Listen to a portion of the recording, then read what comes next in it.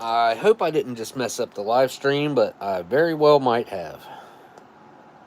If I didn't, then that means that YouTube has worked out some things that used to be a problem and fixed them. Maybe that'd be awesome if that's the case. Let me look here.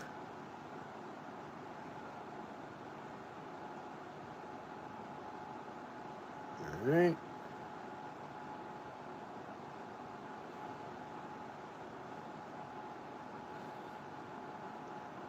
All right. We'll give some folks a minute to get here.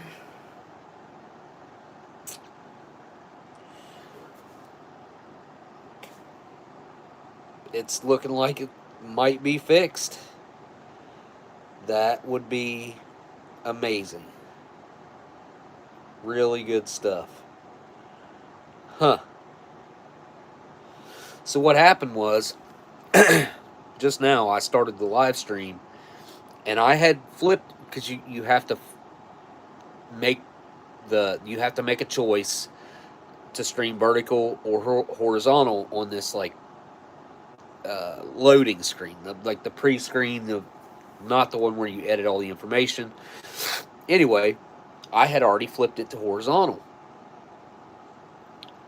filled everything out for the description and all the other stuff that you have to fill out, and put the camera in and hit go live, and it was forcing me to flip my phone, and I was like, oh, great. I didn't want to do this live stream vertically.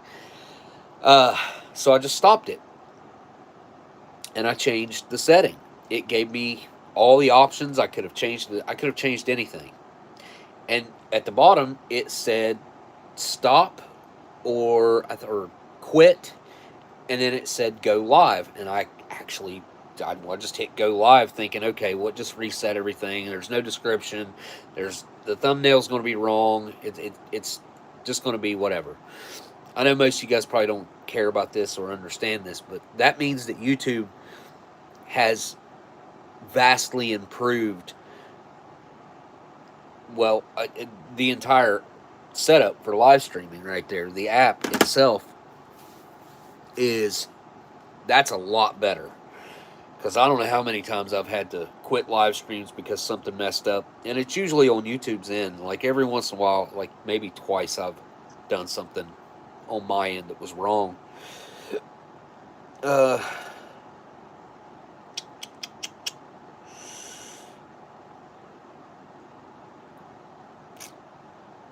go back.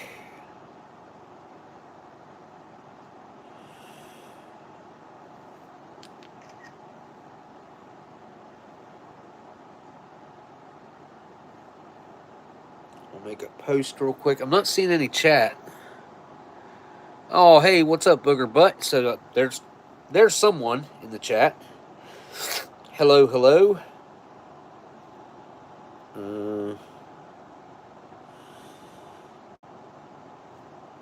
Let's see if I can make a post without having to reset the YouTube app as usual. It's looking good. I'm even going to have the real thumbnail, which is not usually possible.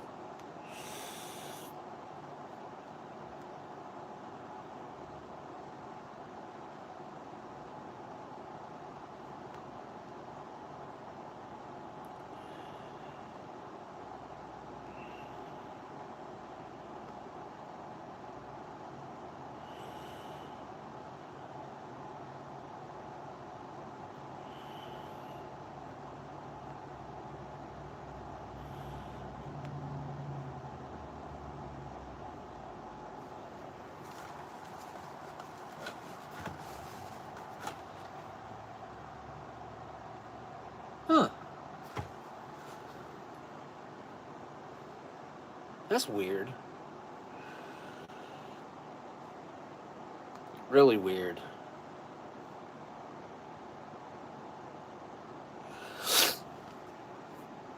Not somebody that I've ever seen down here on my street before. but I know who they are. They don't belong. They just, I don't know why they would be down here. I don't know what reason they would have to be down the street. It's weird. Jay Watterson, what's up? I have 2 boxes over here. I'm sure you guys noticed that in the thumbnail. Mainly, I'm thinking, after I've thought about it some more, probably just going to focus on opening the box from LC, and then we'll just grab an MRE for the week, likely. And because I'm trying to just get through those 2 cases and kind of see what these they're 2022s, see what's going on with the 2022s. I've been extremely underwhelmed with most of them. What did we have? We had pizza last week. It was pretty decent. That meal was all right. It wasn't the best, but it was all right. I think I ate most of that one on the live stream, probably 70-80% of it. Anyways, I got 2 boxes. One is from LC, and the other one is from Scott. Scott sent the first box. That was a 100%, well, this is also a 100% complete and total surprise. But Scott sent this box, which I have sitting right here still, that I open on the bottom, with these almost 9/11. 5 days made, well, bagged, 5 days, packaged, 5 days before 9/11. And then there's another box here. So I've already told him he did not and should not have done that. I'm not worthy of your guys' kindness. Seriously, I am not. That's not just me saying that. I just don't feel like I'm worthy of it. Who was that? Hey, Spicy Tuna Rolls, what's up? And we got Jay Watterson. I'm waiting on LC before I crack into the box.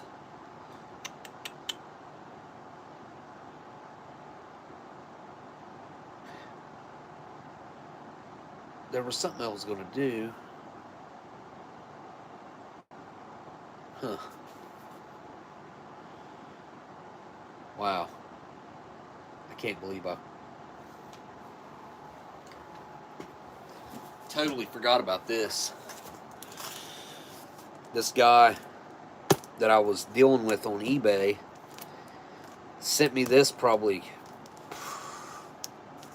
like a year ago. And it's never been opened. And I'm pretty sure he said it was like a survival, like a food packet survival or something along those lines from when he served. Maybe it's one that he brought home. Hopefully he's got some sort of note or something in here. I totally forgot about that. I can peek and see.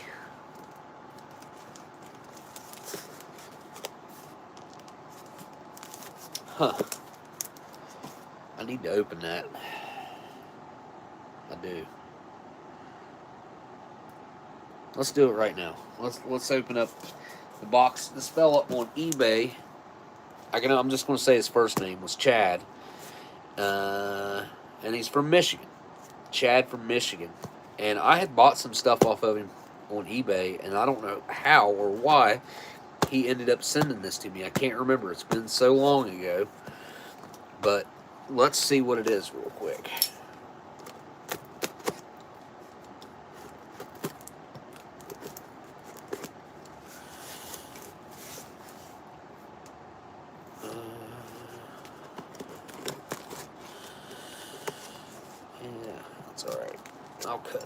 Cut through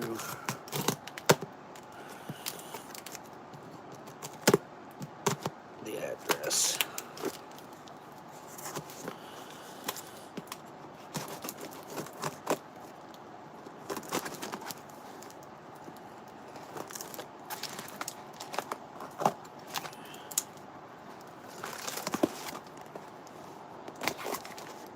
Oh, okay. that's what it is. It is a, I couldn't tell you what year. 267th day of, could be 98, 08, could be 18. Wow, there's a, what is that, a 30-year span that this could be? Because 88, it would have been in a metal can. 98, it had been in this box.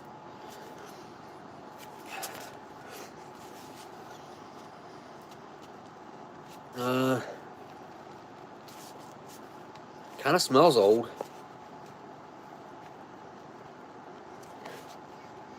Kind of getting the push of air out of there. It's in pristine condition, like really nice, like it just come out of a case. There's no scuff marks on it, no dents, no dings. It does have kind of a vintage smell to it though.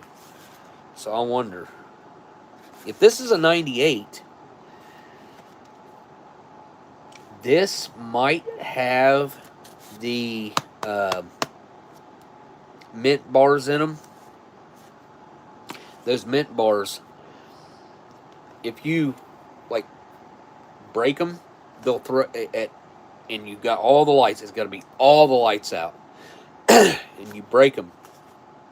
They'll throw off like these blue. They'll throw off the like, blue lights. It's. I guess it would remind you similar of what nuclear light would look like. Am I going to say it right? Grot? Like, what's the tree thing? Groot, right?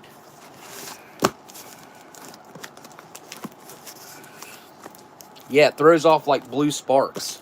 I've never watched like a video on it or anything. I know they're out there, because somebody told me to watch a video of it one time and I never did.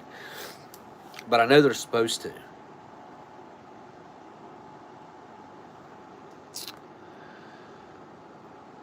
Chicken gun. Yeah, mint sparks. I think the lifesavers do it as well. Don't quote me on that, but I think they're supposed to. I think. I've never tested the theory out myself, or the reality. I guess it's not really a theory. This is something that happens, I'm pretty sure.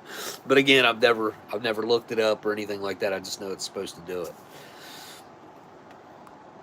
I guess I could look it up real quick just to see for myself, since it only take me a second.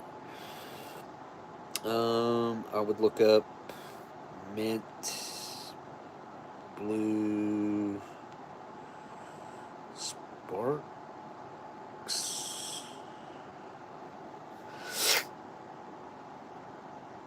Do lifesavers mints spark in the dark.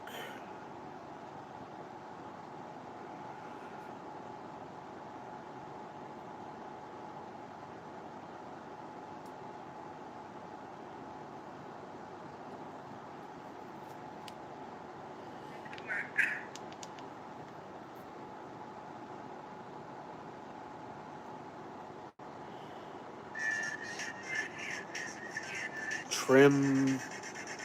There's yeah, I guess it does happen. It's called triboluminescence. Tribo. Yep, triboluminescence. There you go. Triboluminescence is what happens when lifesavers. They got to have a certain type of mint or something in them. Some spark when you crush them with your teeth. Yeah, that's exactly what I'm talking about. And this thing that they put, it was an experimental bar. They only put it in 1 year, and it was either 98 or 95. I can't remember when they switched over to the cardboard. Seems like I've seen 92 in metal cans, or maybe not. been a long time since I went through the general purpose food packet survival general purpose history.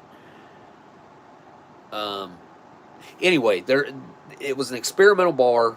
They only did it for one run. They only did, I would say, very few of these mint bars. I have one somewhere. They're extremely hard to find and extremely hard to get. You have to. The only way to get them is to find a food packet survival general purpose from that one like trial year. And if you can find one of those food packet survival general purpose, it will have one of these solid mint bars. It's like they're about, well, they're the same size as the compressed oatmeal cookie bars and all the other compressed bars. It's a mint bar, and it's heavy and solid. Like I said, it's about that thick. Probably about, I don't know. It's probably 4 inches long, a little more, and probably an inch and a quarter thick, and probably like an inch and a half, inch and 3/4 wide. It's an interesting piece of ration history. Really, it is, because, again, I hope that there's one in that. That would be really cool. It kind of seems like he might have said something about that. I would have to go way back in eBay messages to try to find that whenever he was talking to me about that. I ain't seen LC yet. So, I'll tell you what we can do. Oh, you had a bunch of these food packet survival general purposes? Who is that? Who said that? Nunya? I'll tell you what, these, at one time I was able to buy the loose bars that come in here. I could get the chocolate chip ones. I got quite a few of the shortbread ones, and there was something else. I don't think I could get the oatmeal ones. But yeah, these are some of my favorite dessert items, whatever you want to call them, survival items, whatever. The bars that come in these, which they're unique to this, you can't get them anywhere else anymore. Like back in the day, there was a variety, but you couldn't get the chocolate chip anywhere but in here. The mint was a one year only thing. Well, less than a year, I think. It's like a prototype thing. And then let's see, the early long range patrols and the ration cold weathers had. Did they have the shortbread in them? I don't know if they had the shortbread or not. I know that they had the granola and the oatmeal and one other one. The brand one. What, honey? What, Minnie?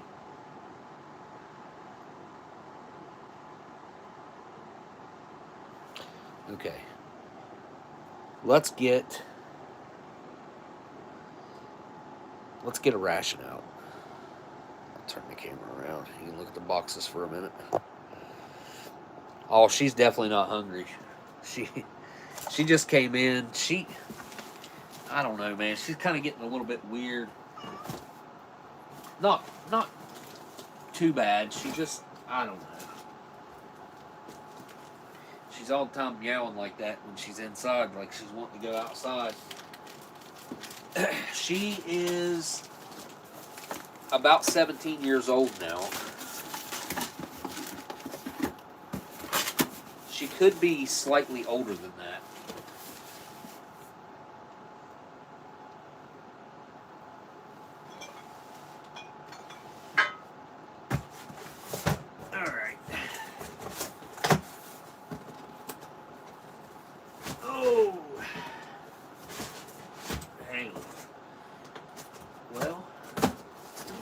Stupid of me.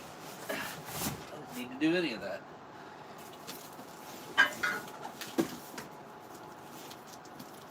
I got this set of wheels sitting in the middle of my living room. I gotta figure out what I'm gonna do, if I'm gonna buy new tires, if I'm gonna stick with the tires that I've got. Okay, here we go. I took this case of MREs to my family reunion and gave a couple away for the auction that they have every year. And there was only a couple of people that really knew what they were.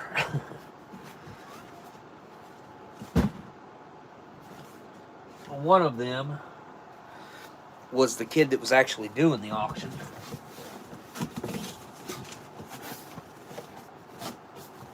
And he's like, these things go for like 15 bucks a piece on eBay. And he wasn't wrong, like if you buy individuals. Okay, but MREs have gotten ridiculously cheap. If you want cheap food, like seriously, even if you don't want to eat the mains, they're cheap enough right now to buy them just for the sides, like the side items. Chili with buttons. Cheese. Who last week said that this was awful? Somebody said that this changed their thoughts about the pizza.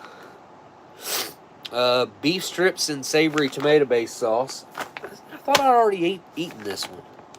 Do I have a second one? Huh.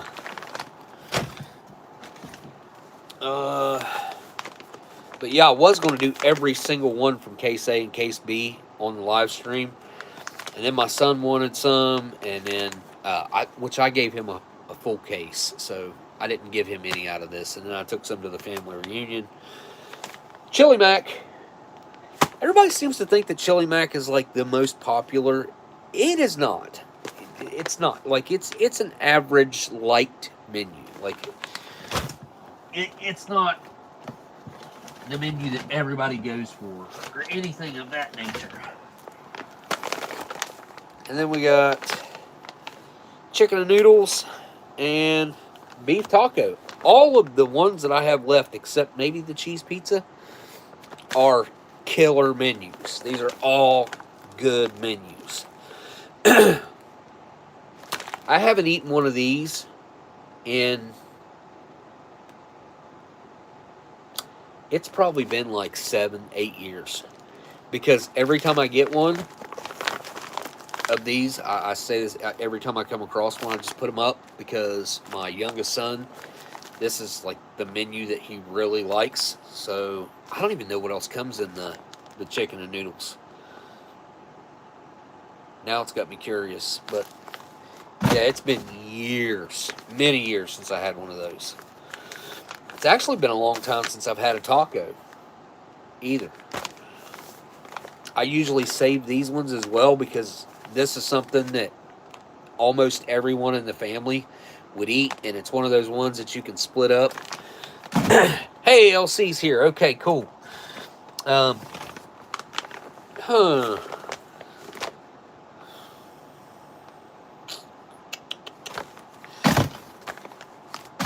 Nothing's really sounding too good right now, stomach-wise. Everything is, red saucy. I don't know what the beef strip. I'm sure it's in some sort of tomato-based sauce. Does it say on the bag? Oh, yeah.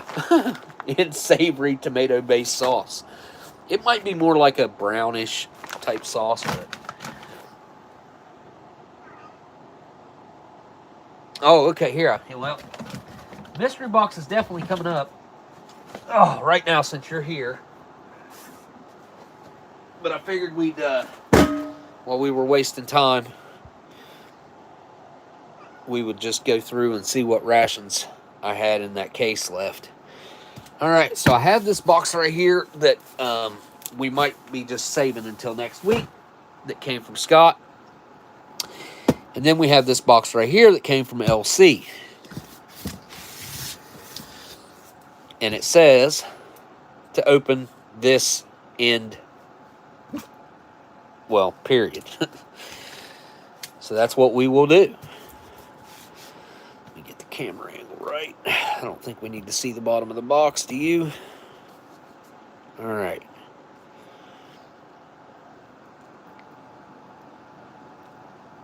Scott, do you think the chicken and noodles is pretty good? I haven't had it in so long. I'm going to be honest, I don't really remember what it tasted like. I don't remember what the MRE main tasted like. The last time I had a chicken and noodles, it was like a what was that brand? There was a weird brand that they were using for like halals, and military was using them, and I got my hands on a bunch of them, and I ate some chicken and noodles out of one of those. But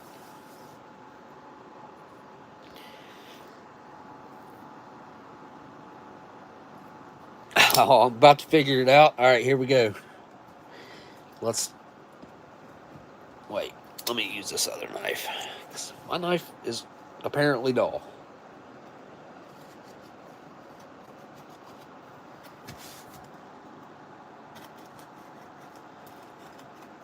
Go. I'm unworthy of this, just so we're clear. I don't deserve the kindness that I get. LC, you did not have to do this. You and whoever you teamed up with.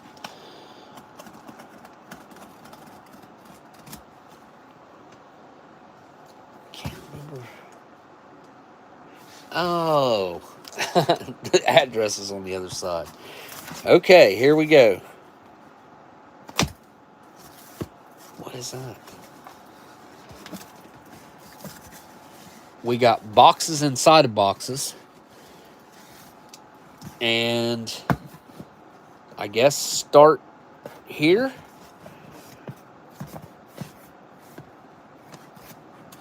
Keep the knife out.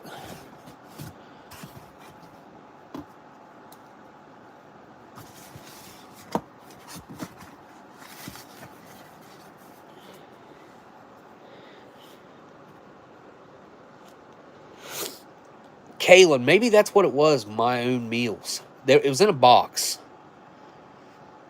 They were in boxes. I've still got some of them. My buddy that, the one that hung himself, he gave me the first ones of those that I ever had, and I still have them put up somewhere. His dad's a doctor, and his dad got them for some reason. I can't remember what the reason was. All right, so this is apparently fragile, or it's in a box that says fragile. So,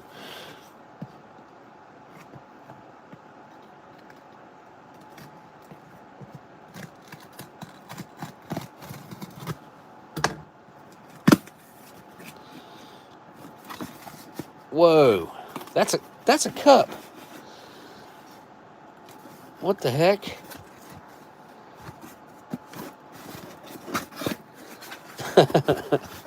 I didn't expect to see that. I didn't know what the heck I was doing. Okay. So we got a new coffee cup. Oh, look at that. That's Germs MRE. That is cool.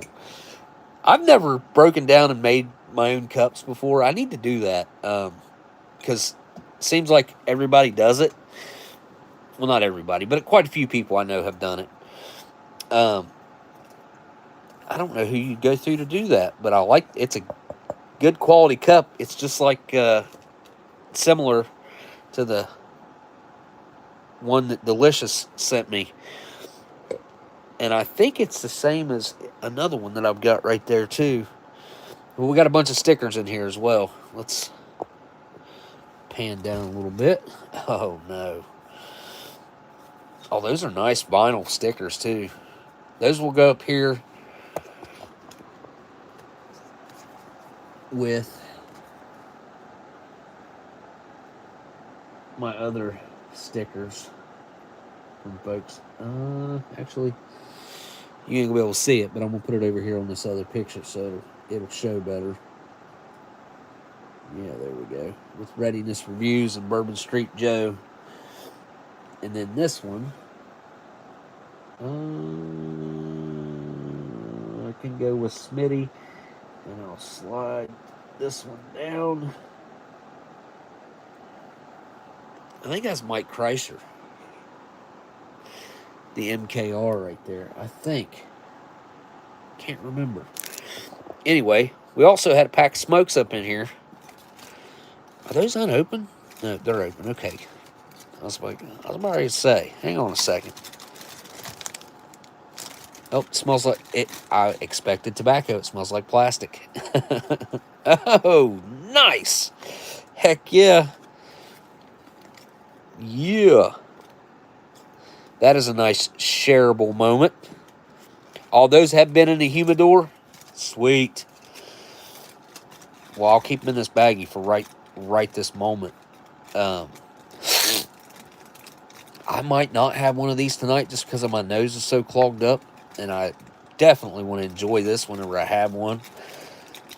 Non-filtered Pall Malls from... These are king size, I believe, right? These are the king size. Should be.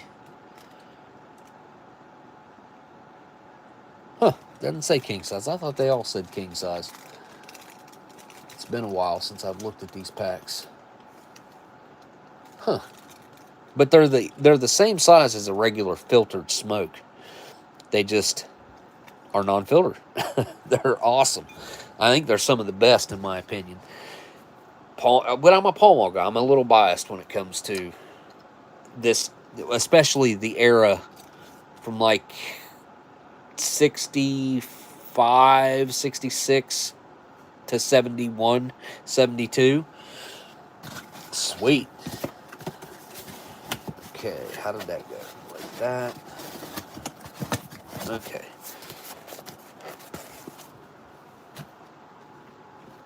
Coffee cup. Stickers are already in their place. Back up here. And this is a box. And this came from, I assume, LC, because it says Liz on there. Oh, wait, no, okay, got it. Recycled box, got it. I think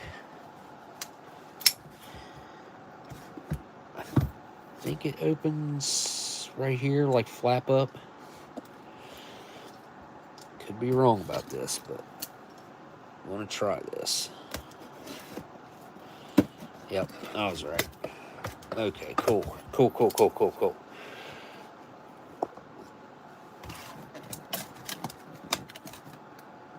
Oh, nope, it ain't ready.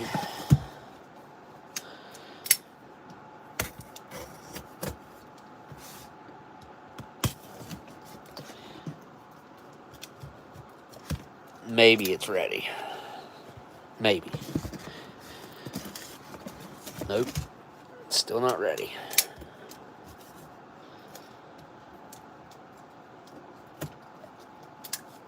Maybe now.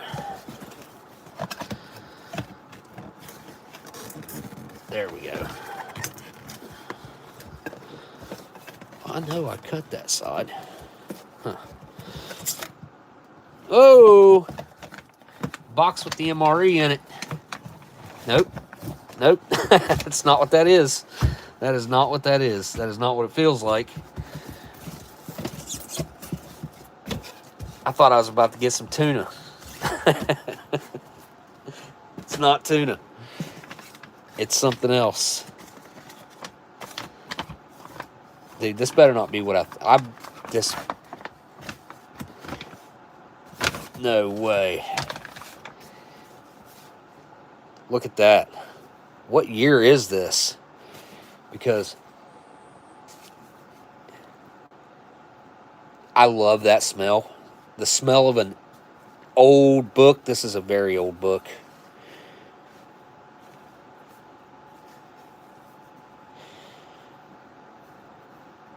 I might have to take this to a professional to have them fix the separation right there on the cover.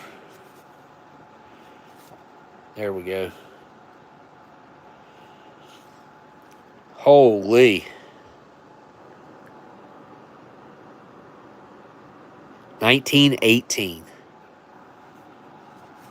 Oh, LC answered in the chat.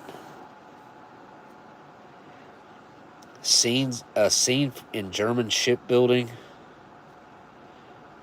Austrian soldier in Carpathians giving hungry youngster something to eat. Proving ground of the Krupp Works at Essen. A levy of farmer boys off for the barracks. So this is going to be, yeah. This is literally all about the iron ration. So this is the preface of the book. Anybody who wants to pause right now, you can read the preface. I will flip to the next page to see what.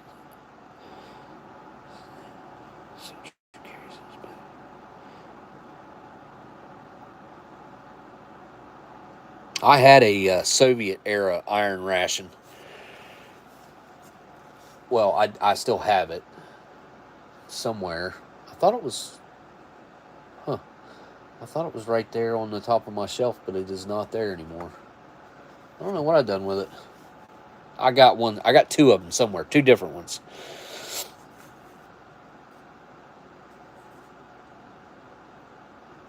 He's hungry. By that time, he's been 1/2, third, and quarter rations. Yeesh. Could you imagine being down to a quarter? Only allowed to eat a quarter of a ration at a time. It's the last food, and you got to ask permission to eat it. Still a little more of the preface here. Again, you can pause that.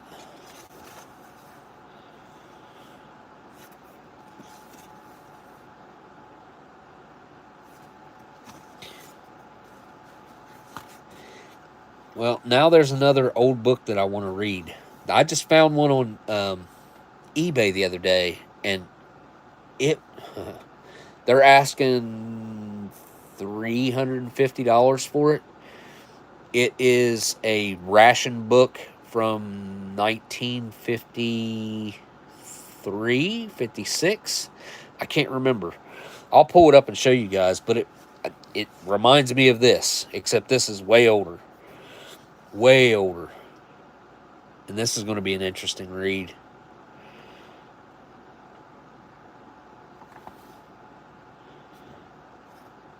Heck yeah, this is all about food. Shortage supreme. Subsisting at the public crib. The wear and tear of war. The army tills. And the iron ration. Woman in labor in war. War and mass psychology. Oh, this is going to be interesting. Huh.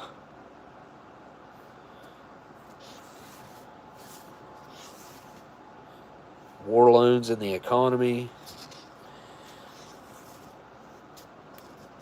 This is only 5 years. This was 1918, right? Yeah. 5 years after the Federal Reserve nonsense. That is awesome. I've never heard of this book before. I'm surprised I haven't seen this book before. It's going back in the bag for now. I don't want it to get messed up in any way, shape, or form. Actually, you know what? It's staying out for right now. It's staying out right here. Right there for now. Check your email. Sent you a note. There that missed the mystery box. Okay.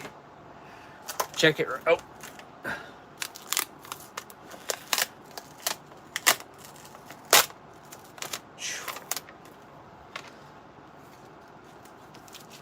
Check my email right now before I go any further. Let me see.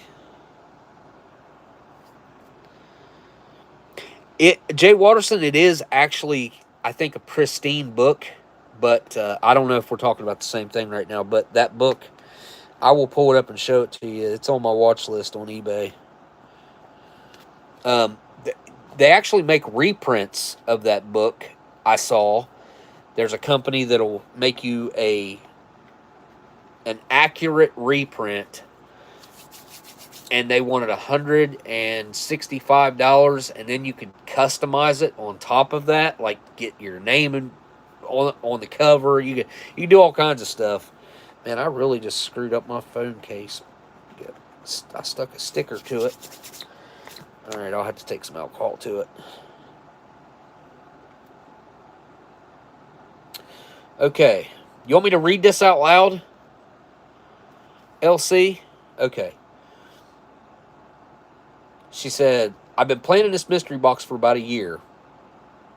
I wasn't quite sure how I was going to do it, but then one day I came across the 108-year-old gem.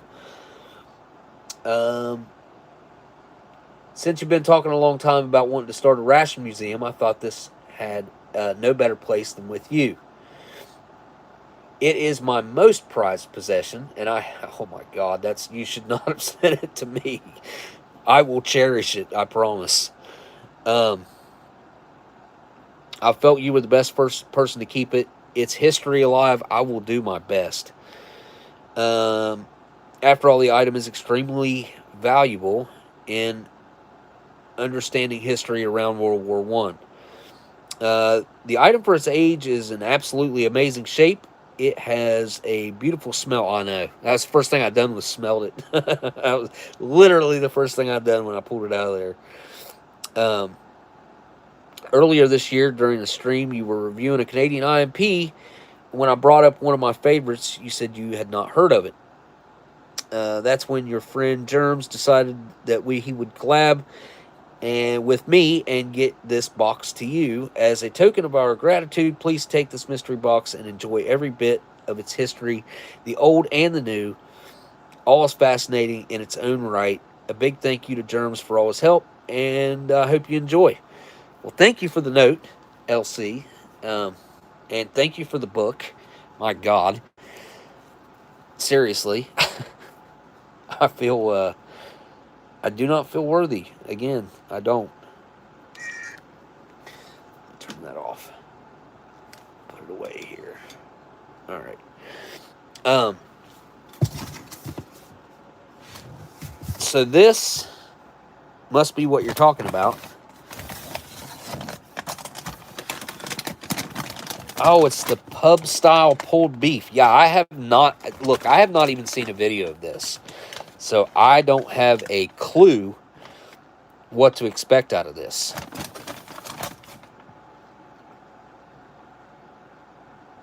Well, I guess we can read and see. I better not read too much. Germs. I think Germs sent this one. I don't think that's in the ones that I got. I did get some of these in the new bag style, but I don't have very many of them. But I'm positive I don't have this because I've never seen it before. So, what year is this? Huh. Does it say? Oh, 22. Mine might be 21s, maybe? Or 20s? Did they start this in 2020? I can't believe it's been that long. Has it really been that long ago? My chat's not working.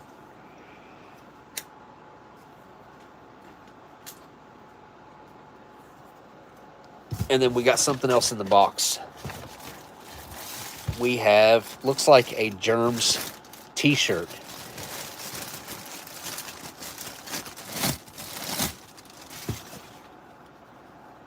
And it is the correct size as well. I will definitely sport that. I like a shirt that's got something good on the back of it. And anybody can hit. That's a good idea.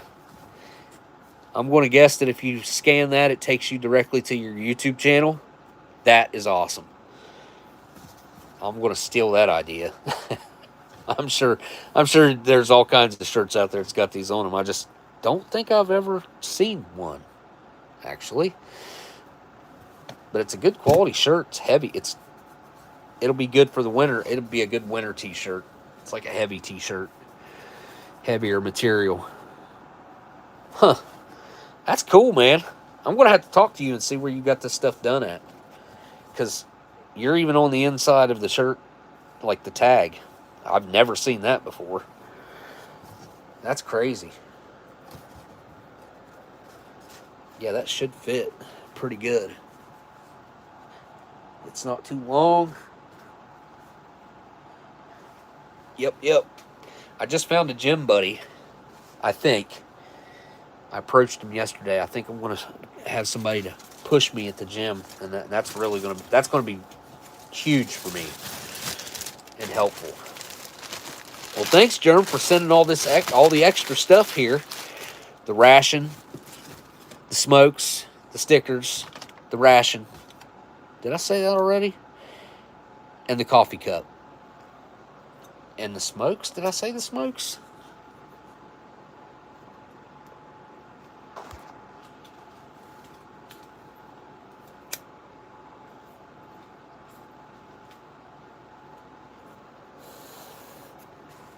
I'm sweating at this point. Whew. You guys are too much. Seriously. Too much. I didn't really know, like, I didn't have this plan to eat out of, I didn't know what was coming in this box, actually. I didn't know there was going to be food or what it was going to be. And I have talked to LC, like, I've had a, I'm not going to complain. I've had a week full of strange infection that I've dealt with, so I slept. I did a stream on Monday, on Labor Day, and after I finished that up and I went to sleep, I didn't really, like, do anything for almost 3 days. Thursday was yesterday. See, my days are all messed up. It's been a messed up week. And I don't even know what caused it. Very generous gift box, absolutely. I will show you really quick that book, LC. I don't know how much time you spend on eBay. I think there's only one of these on eBay, period.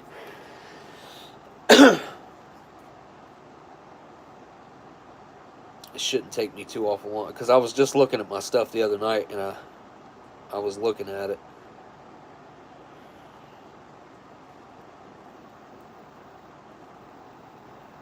I can't remember what the name of it was, though. It was something Ration.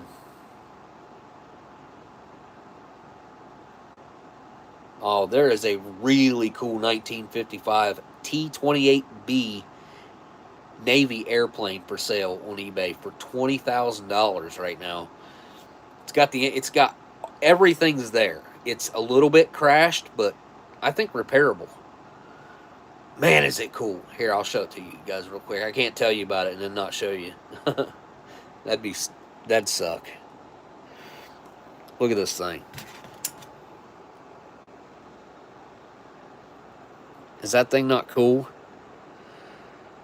I mean, it's fully complete too. All the gauges are there. Maybe all except two. But most of them are there. All the controls. The engine's there. It's not cracked or anything. It just had a hard landing for sure. But man, this thing is cool. Anyway, thought maybe you guys might enjoy that. You know what? I wonder if the pilot survival rations are still underneath the seat. Let me look at that seat real quick. I'll bet you they are. I'll bet you they are. Wow. Oh yeah, definitely.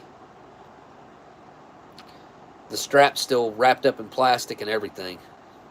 It's pretty cool. It's pretty cool. Okay, let me find this book real quick.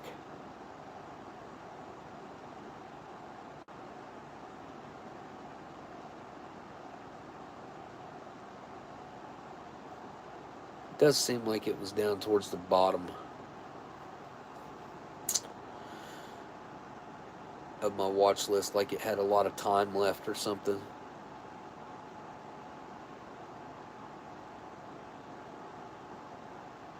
But it's, I think this one might have, I don't know if it had government ties or not. It probably did, and it had, like, one of the first things that well, they only show like 7 or 8 pictures of the book, and only one of those pictures contains a picture that is in the book. And there's a picture of a ration individual combat in there that's pretty cool. And then they go on to list like what you would get in a typical ration individual combat, RIC. It's a RCI. It's a ration combat individual, but they do have the nomenclature as ration individual combat in the book. And on the actual print, if I'm not mistaken, on the ration. Alright, I gotta be getting close.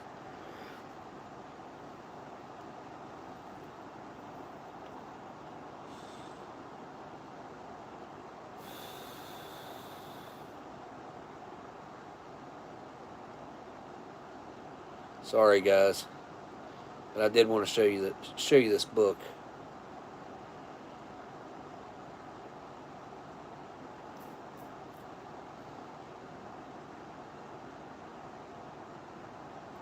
Oh, there it is. Oh, it's 250. 250. Special Rations for the Armed Forces by Frank A. Kohler, 1946 to 1953. And then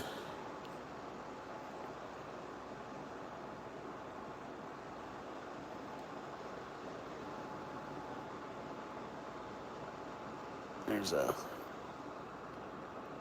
table of contents. Ration type C, K rations. Like, I'll bet you this book is filled with really cool historical ration pictures. I'm going to assume, and here's that picture. Look at that. Is that a real picture? What is that? Is that a drawing? It's not a drawing of the food, is it? Kind of looks like it. Sorry for the movement, but where I'm zoomed in, it looks like small movements are huge. Typical menu food for one man for one day. Anyway, I've been debating on trying to figure out a way to get this book, because I don't necessarily have to have the original, but it's $250 for the original, and it's in good shape. Don't get me wrong. Like, they do show some pictures of the condition of the book itself. This is an original print. I guess it's government. It's a government printed book. I mean, I don't know. Actually, don't know. Probably says right here. Oh, yeah, there we go. The historical branch of the Office of the Quartermaster General, Washington, D.C., 1958. There you go. And then somebody wrote in it, 22nd of August, 1976, OPW. I don't know what that stands for. Anyway, the book is super cool. It really is. Let me see if I can show you what I was talking about real quick, because it should be right here below it. Yep, right here. So this is what I was talking about. This company, this Guyane, I don't know. Yeah, Guyane, I guess. They claim how many books? They said they have a library of, but see here, see, like full leather bound with gilded edges in any color at $35. Multicolor label spine at $12. Personalized image embossing on the front at $40. You know, 6 times of the given price. What? Bigger size. Anyway, let me read down through here real quick because it said they had like millions and millions of books. Or was it 500,000? I don't know. No, yeah, right there. We're proud to say that we have a collection of over 25 million books, and our collection includes books that are as old as 200 years, and hence they are considered as rare books. Anyway, so they got all these original old rare books, and then I guess they just reprint them. I don't know. I really don't understand this fully. I've read this, but it kind of seems like they just reprint the original and then you can customize it. I don't know. But basically, if I done that, it would be half the price. It's $124, and it doesn't say how much shipping, but when you click out of it, it says free shipping. So anyway, so I could get one of the books, but not an original for half the price at $125. There's pictures in the Iron Ration book. I didn't figure there was any. I have an Iron Ration. I have a really nice one that I've got put up. Oh, well, right there is a picture that I didn't see whenever I...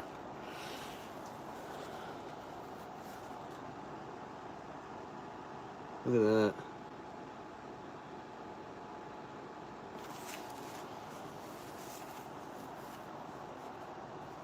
What is he?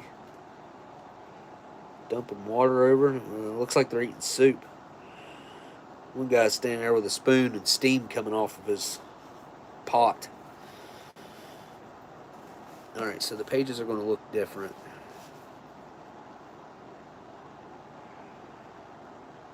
If they have pictures, I think. And instead of splitting the book open, there's one. Proving Ground. Oh, you know what? I'll bet you in that title page that's where the pictures are. I'll bet you. So let me flip back there to the table of contents, and I will find which page the Iron Ration is on, because that should be the page that has the picture.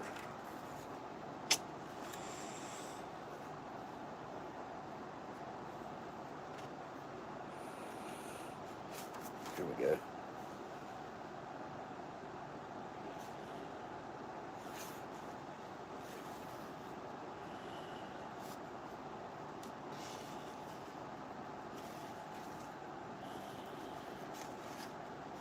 Oh, here we go. Illustrations.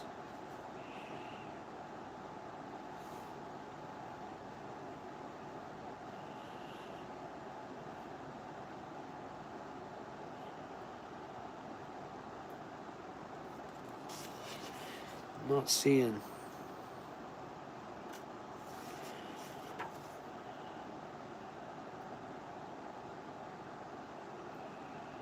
It's page 30, 66, 96. Page 30.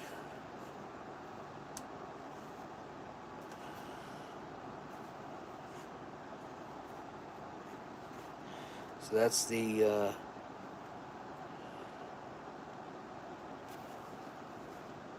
Proving Grounds. 66.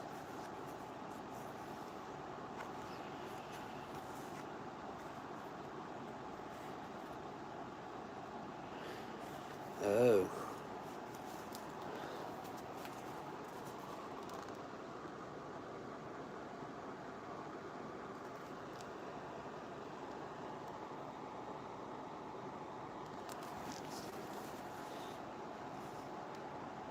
A levy of farmer boys off for the barracks. Probably kids. Probably 15, 16 years old, maybe even younger. German cavalrymen at work plowing. So, trying to create some food there. Try to farm some food. 66. Oh, I lost a page. I will come back to the images in this. All right, so what are we going to do here? How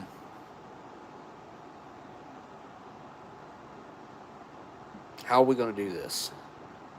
We are already deep into this live stream. How far are we in? Why don't I have a time on my...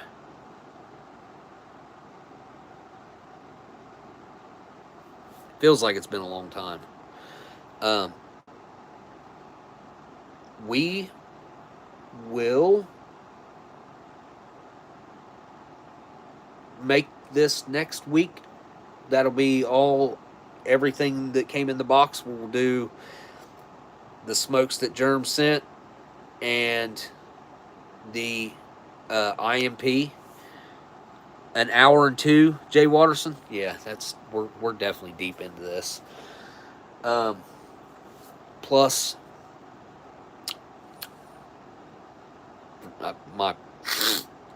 yeah. Anyway, probably not going to be able to taste anything very well. I'll be able to taste, but not like I'd like to, especially with something new like this that I've never had. Man, that is a huge ration, by the way. In comparison to the way the MREs are now, like, look how thick that is. Like, it's not just puffed up. Like, it's actually that full. IMPs are so much better than the MREs are now. If I was Canadian, I'd be on the lookout for IMPs constantly. I mean, they're just... I feel like they're just better all... Like, they're actually real food. And the stuff we have down here went the way of, like, fast food. It's just... How much is packaging? Yeah. So there is a lot of packaging when it comes to any ration. But the IMPs, I mean, they've cut down some on the packaging. I mean, they don't have the boxes in them no more, which we don't either.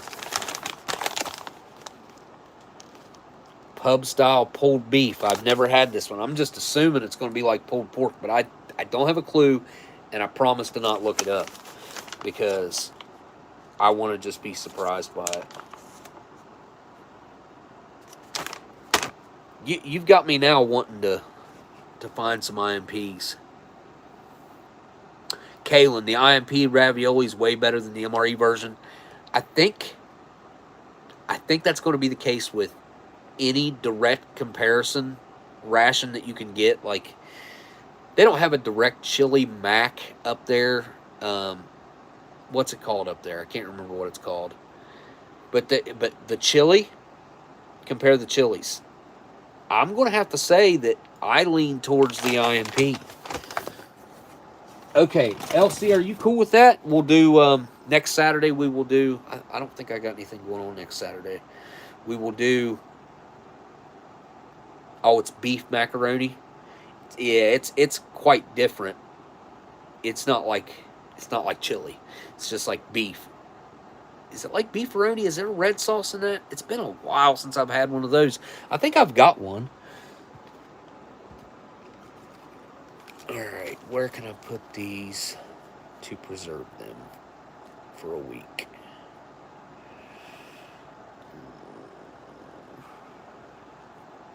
Okay, you're good with that? Okay, good deal. Good deal.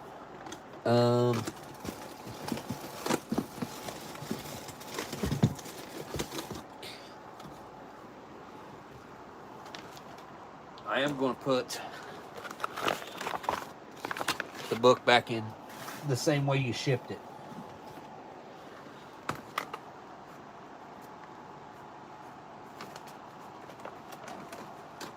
It's actually a really good sleeve for protection.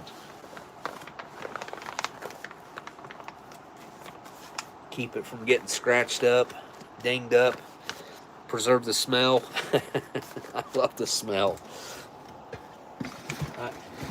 I know, well, at least now I know I'm not the only one. Elsie, I know you mentioned the smell as well. I don't know. I'm a big sensory guy when it comes to all of the different senses. Not touch as much, though, usually. It's the smell and the taste. Let's,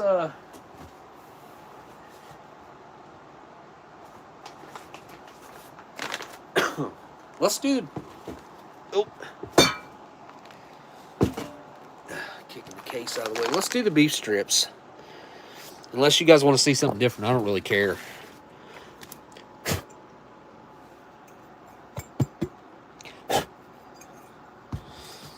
I'll have to put those somewhere here in a second. What else did I have? I don't even remember.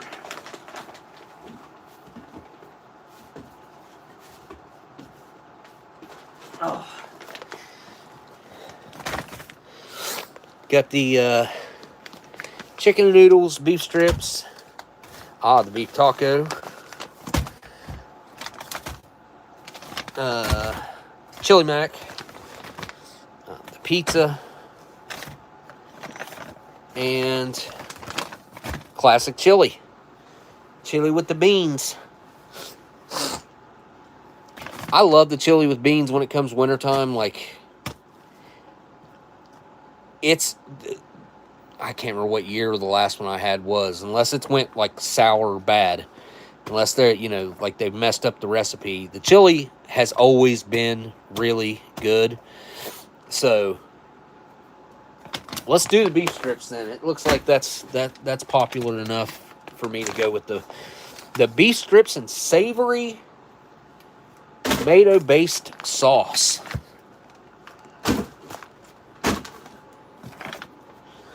Boy, that weighs nothing compared to the other ones. Like, that is really light.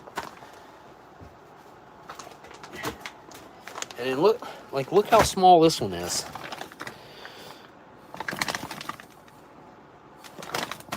I mean, that's tiny. That's crazy. All right, let's see what's in here. Production day on these is 125th day of 2022. Peelable seal likely won't work. Whatever that is on my thumb is growing out. I don't know what that is. Let's cut this open instead of...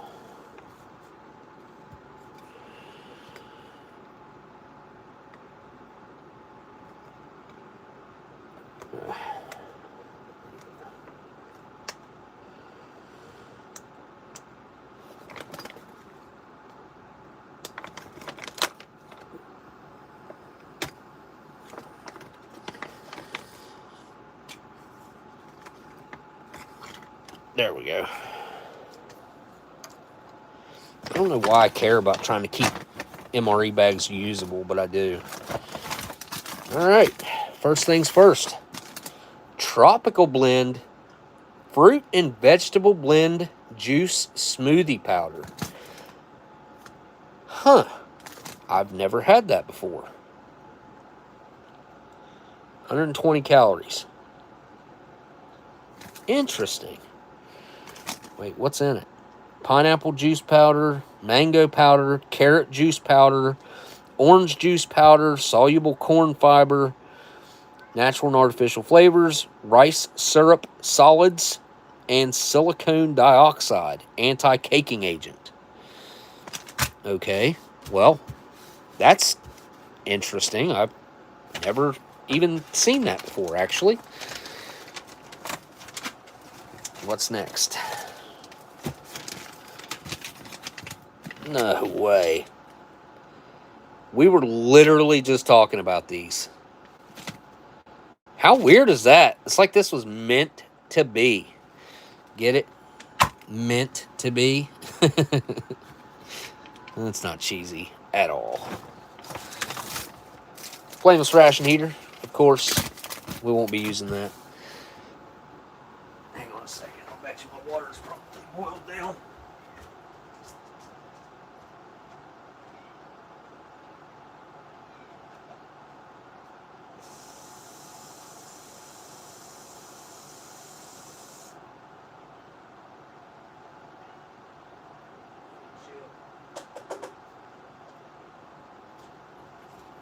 It had boiled, not all the way, but like 80% off.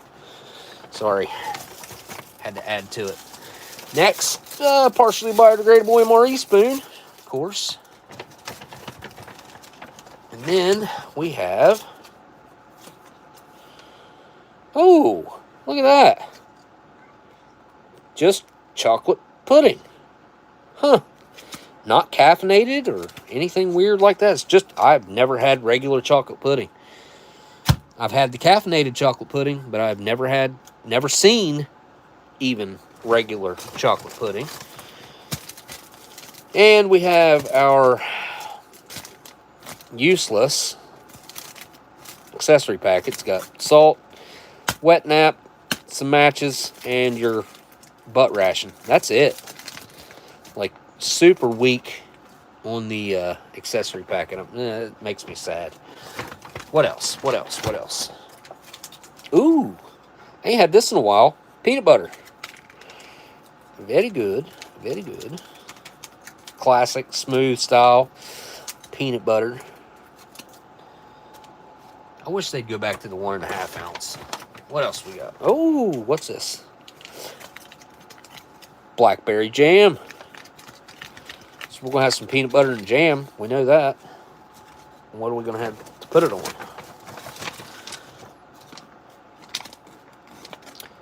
A white wheat snack bread.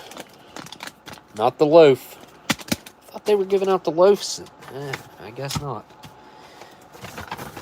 And last but not least, we got our beef strips in savory tomato-based sauce. That is what it says, right? Tomato-based sauce, yeah. Well, there's everything. Got a couple, I mean, I've seen these before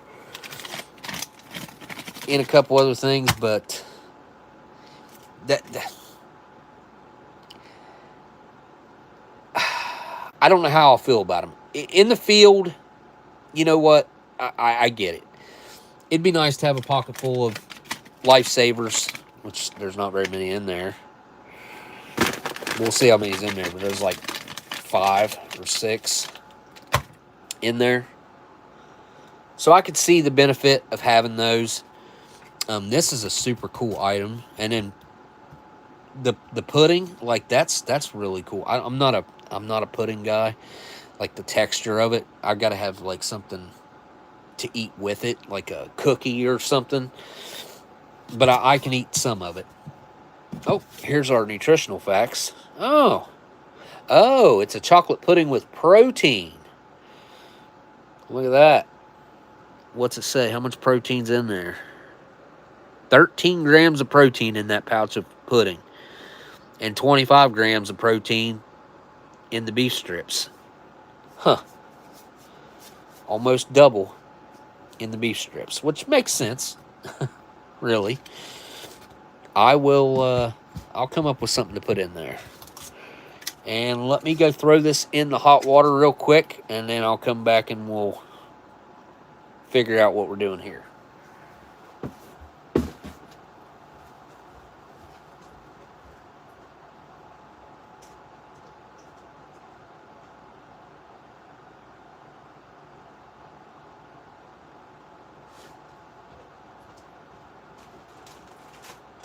All right. You're good, Minnie. All right. Smokes over here.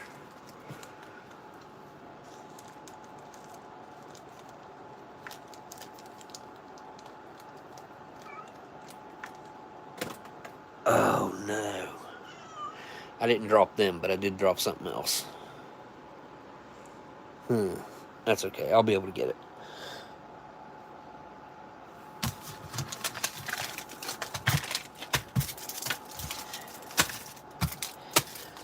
Okay.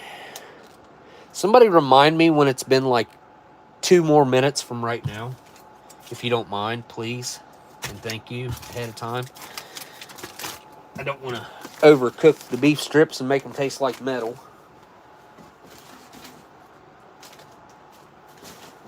I've just been throwing the accessory packets like that and stuff back into the... I don't know what I got on that. I don't remember getting anything on it. It was brand new a couple weeks ago. I think I've only used it 3 times. There it is. Didn't know where my tray was at. Alright. Pudding. Peanut butter and jam. Rings. Bread. And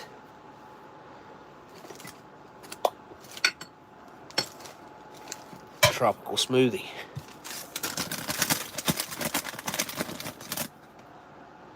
Provides 2 servings of fruit and 1 serving of vegetables. That is awesome. I love this.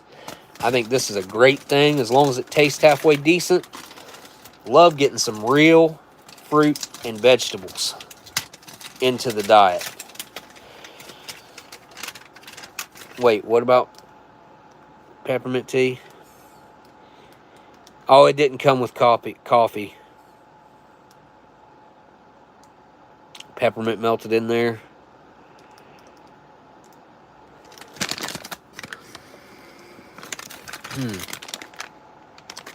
That smells a lot like pineapple.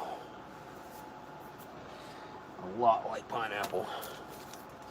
I guess I'll mix it in the pouch first and then dump it out. I think that probably... Nah, you know what? I want to look at the powder. I want to look at it.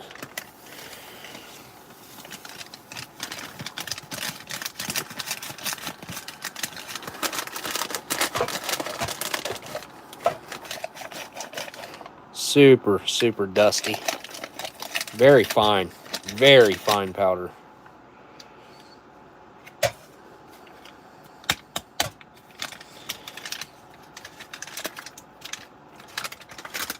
Alright, so what I'm going to do to get all that out of there is put some of this water in here.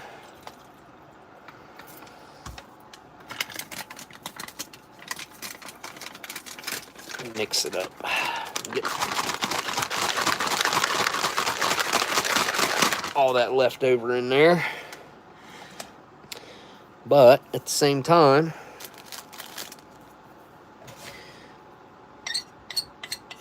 I want to try this powder. Ooh, look at that.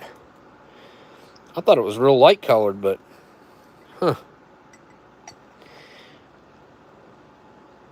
carrot maybe in there? I don't know. I'll try just the powder.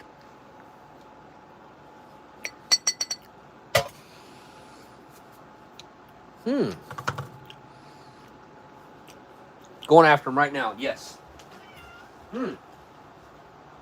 That tastes like a smoothie.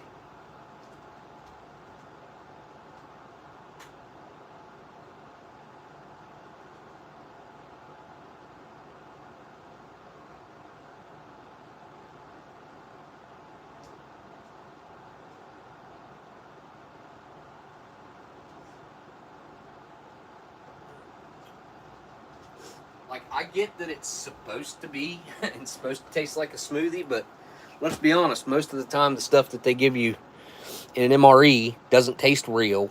It tastes artificial. That does not. That tastes, it's got a creamy aspect to it, which I didn't expect. I pick up on the carrot. I pick up on the pineapple a lot. That, I love it. I love it. That's... Just tasting the powder so far, I really like the powder. Dump out this water that's in here.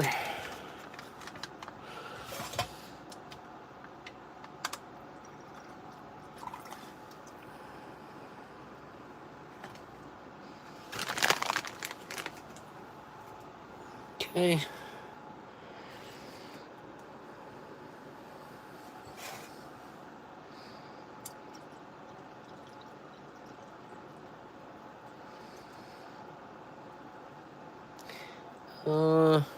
Yeah, I'm gonna go easy on the water. I want the flavor to really be there.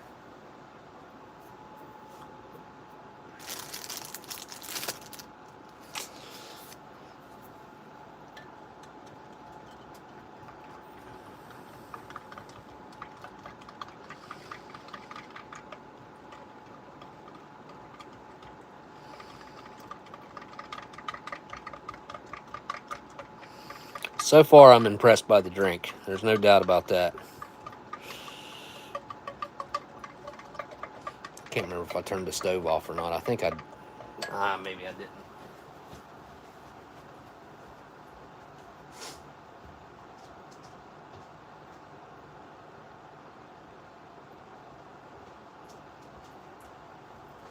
I turned it off. It was just an automatic thing. What is that?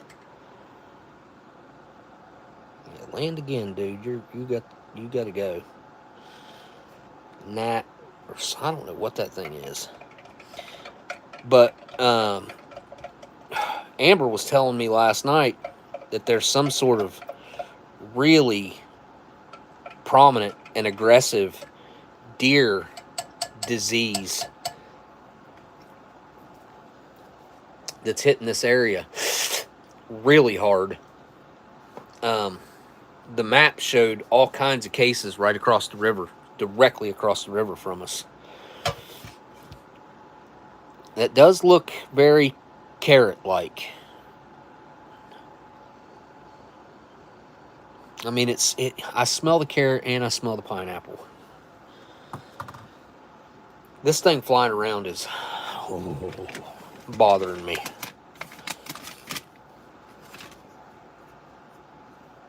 '94th day of 2022. So, kind of peak pandemic time, huh? Early 2022.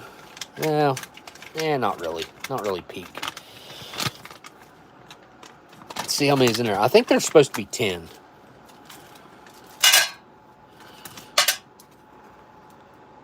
Nope. Nope. There's 3. Man, are they strong. The smell is... Woo! 4, 6, 8, and I'm not a huge fan of, like, the wintergreen bar. That's what it was.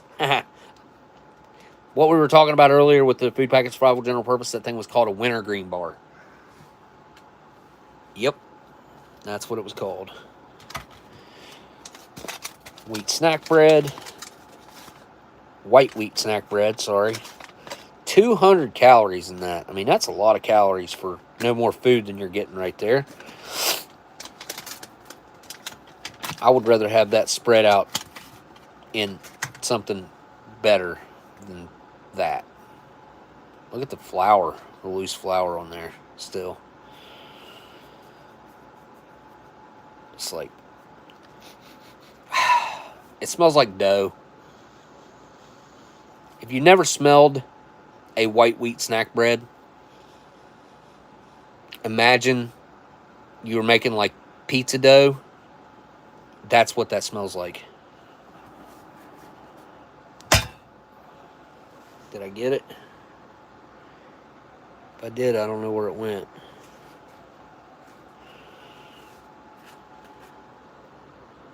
Underbaked. I don't know. It just seems, it's typical, really. Huh. I did not see the, oh yeah, there it is. Okay, the desiccant pack is in there. I just didn't see it. But I did see the scar on the bread.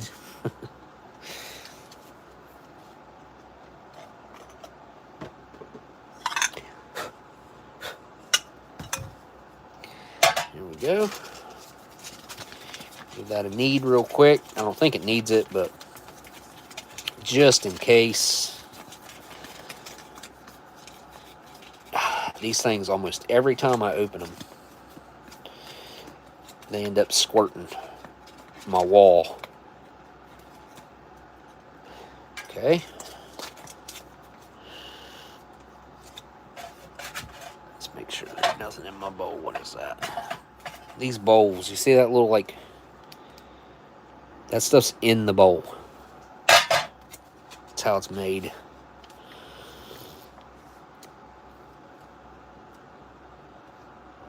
Well, there it is. Protein pudding. Protein pudding of the chocolate variety.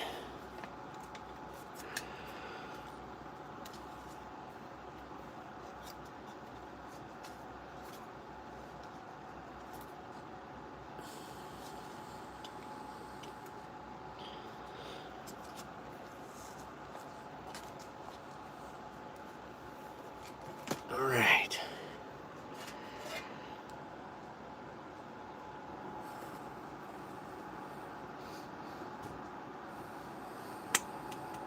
It's not going to settle. So it's, yeah, I don't know. It's kind of got some stiffness to it, I would have to say. Anyway, there's pudding. Peanut butter. I think I already mixed this up, didn't I? I don't remember. I think I did. Alright, we're going to gun dog it. The smaller the hole, the more control, as he says. A nice little tiny corner off of there.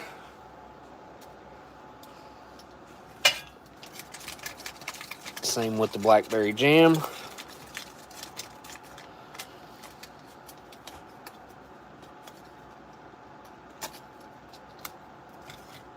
Okay. And all we got left is the main bowl. What did I do? There it is.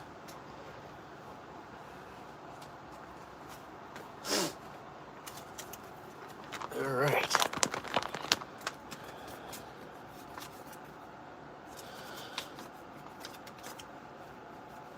Let's see if I can do this without making a mess.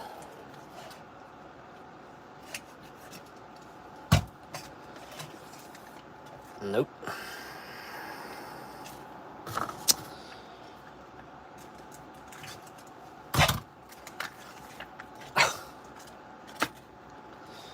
All right. Good enough. Well, that looks really thick. That almost looks like pulled pork. It smells like beef. It does not smell like tomato sauce. Huh. It just smells like cooked beef. Interesting. Oops. It looks a lot like pulled pork. A lot. It also reminds me of 1980 to 84 beef cooked that I've eaten before that looked very similar to this, and that right there, see that piece of meat? That is exactly what I remember that beef cooked looking like. It was that right there. Alright, I gotta go get rid of this retort pouch real quick.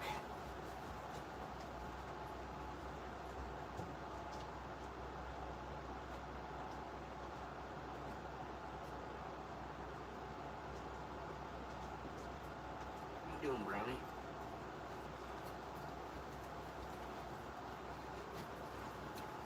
Alright.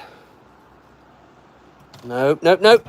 Nope, nope, nope, nope, no. No, no. Go on. Go on. You can't get up here right now. Well, I guess we'll get started here, digging in.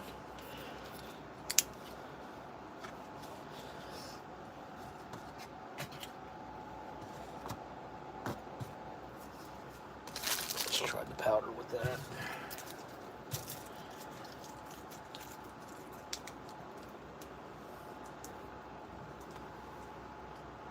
Okay. Some big old chunks of beef in there. Look at that. Is it? Oh. Natural grain of the meat? That's what I want. Look at the fat. That's what I want to see. Real food. Or it looks like real food. Wow.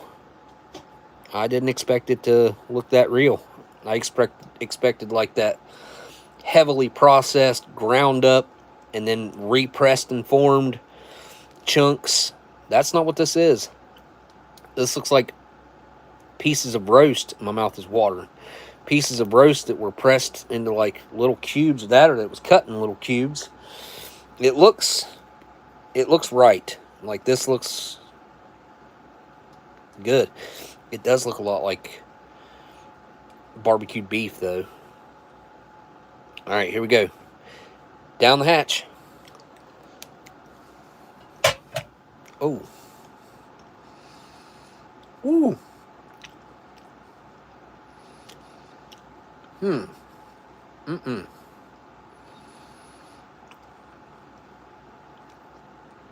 So that's really salty. The sauce. And the sauce's texture is really strange and gelatinous and like, I don't know. It's thick in all the wrong ways. Yeah, I don't know. The beef, though, the beef itself is really good. I like the texture of it. The flavor was good. Nice savory beef flavor. It chewed really nice. A little dry, but again, I don't mind dry meat like that. So a little less sauce this time and a bigger chunk of meat. We'll see. Huh.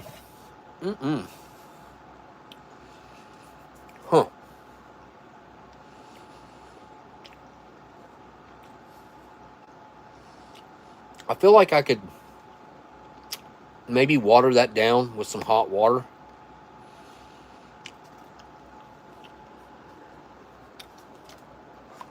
And kind of smooth it out. I'm going to fix some coffee, by the way. Got to make some coffee in Germ's cup over there. Pack of Folgers here.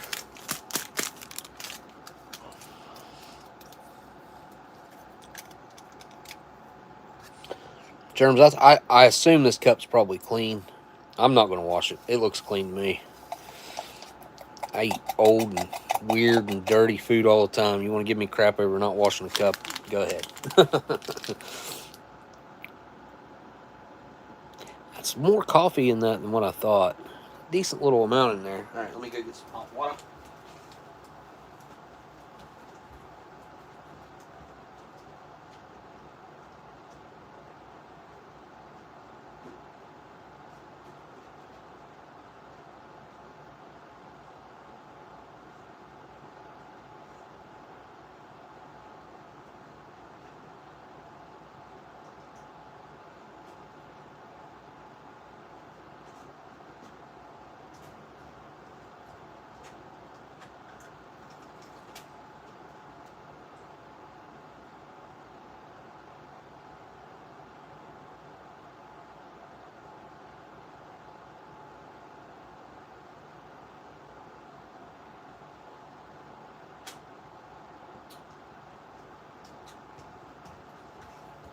All right. So far, I gotta say, like, I'm somewhat disappointed in the, it's just, look,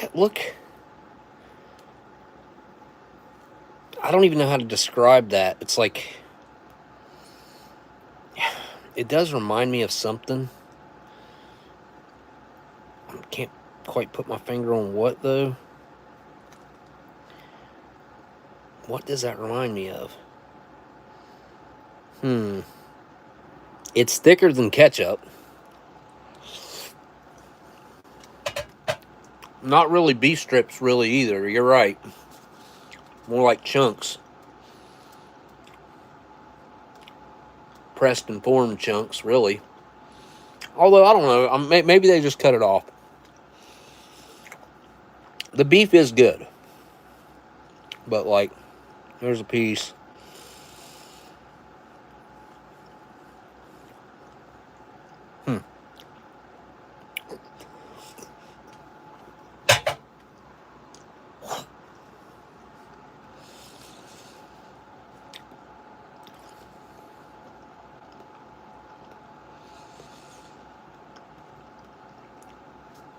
I mean, it does kind of give me like a low quality roast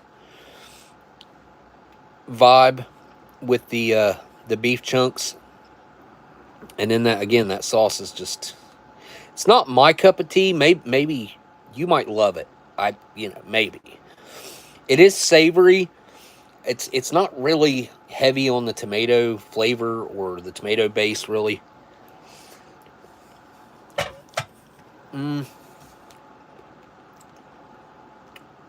It's a little salty for my taste. And I like salt. So for me to say that, it's got to be really salty.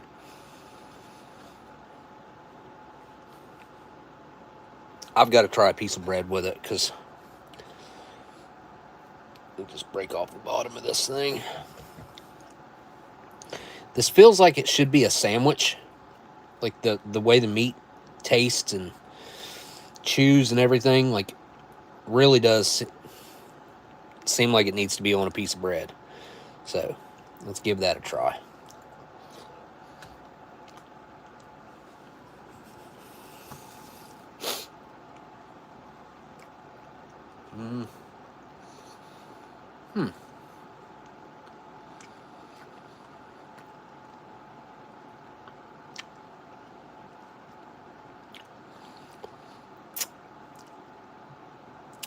Okay, that I would say that helped it, but I don't know, man. Like, again, it's a weird texture on the sauce. That's all.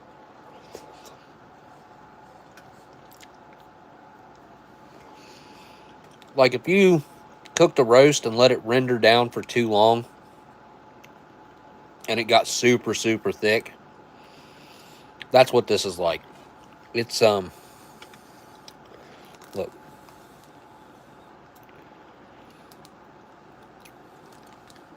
The sauce itself is just very, very, very thick. It's oily too. So it's got this like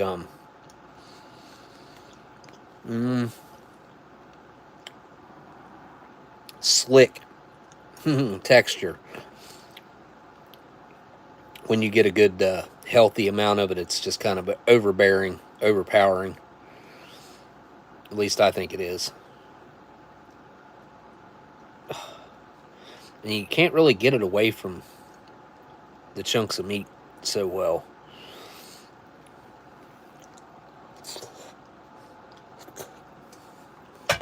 Did somebody say they had one of these today? Yeah, it'll lube the tube, Sparrow. Yeah. There should be plenty of oil in there to get things moving. Yeah, but who said they ate one of these today? Definitely doesn't taste anything at all like manwich. This tastes more like a this tastes more like a lot more like the gravy that you would have with the roast, like if you mashed some tomatoes up in it and also put way too much olive oil or some sort of oil in there. I'm assuming it's olive oil. It's all wrong. Like, whoever came up with this recipe, this could be 10 times better than what it is. And there's no reason that it has to be this way for the shelf stability of it or anything like that. I know better than that. They could just make the best meal that they could make, and then the retort pouch itself and the process of sealing it and heating it will make it shelf stable, especially with as much salt that they use. This didn't need to be like this. This could have been really good. Beef strips and a tomato-based sauce could have been, could have been amazing. This could have been a really good sandwich meal too. Like, if they'd have put the 2 pieces of bread in here and you made sandwiches out of the meat and the sauce, this could be an awesome sandwich. But not the way it is right now, I don't think. It's not bad. Like, again, like, I'm eating it. I like the beef. It tastes good.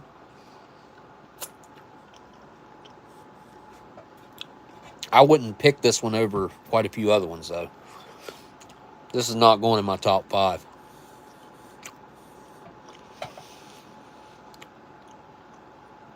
I'm pretty sure this is the first time I've ever had this one, isn't it? What was the name of that other one? There was another one that I had just a loose mane before. Maybe it was this one. I don't think it was this one, though. All right. Well, I'm going to wash it down with some of this smoothie. Look how that looks like a legit smoothie. Maybe because it is a legit smoothie. It kind of looks, I don't know, like it's separating. See what I mean?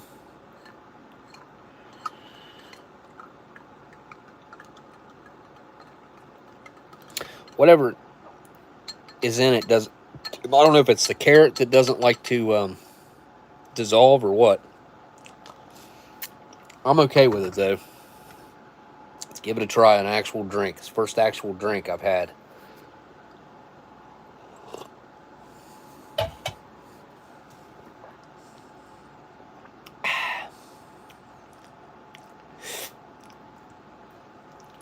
I think it's the pineapple itself that makes it kind of seem crispy. What is that? Something fly in my drink? Huh. I don't know what that was. Anyway,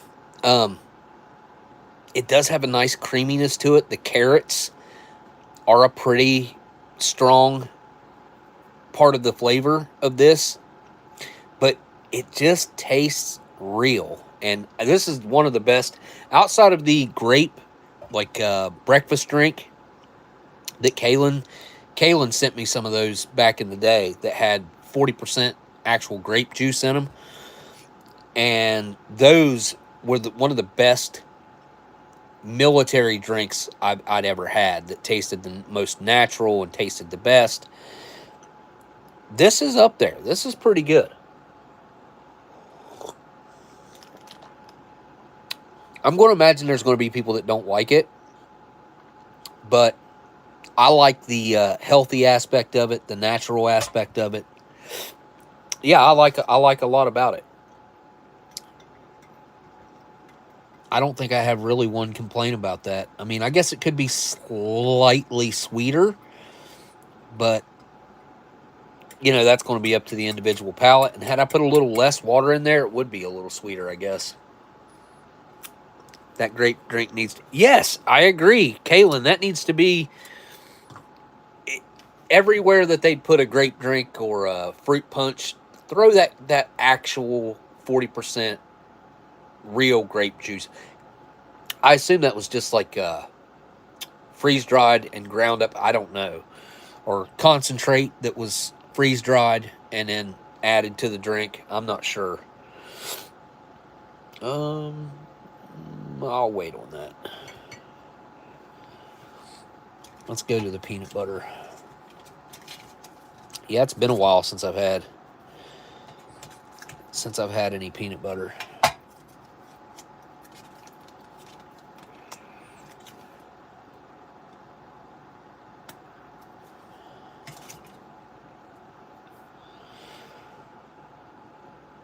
Looking in my opinion about perfect. It's not too oily and it's not too dry. Looks just about right to me.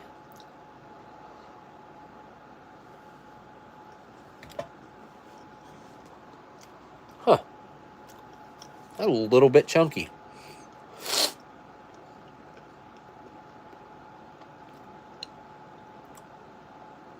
I like the peanut butter because it's able to neutralize the flavor of this doughy white wheat snack bread. Peanut butter itself is nice and strong. Good flavor. Solid quality peanut butter. Just natural peanut butter. Tastes like peanuts. Blackberry jam. Very dark reddish purple color. Good stuff right here.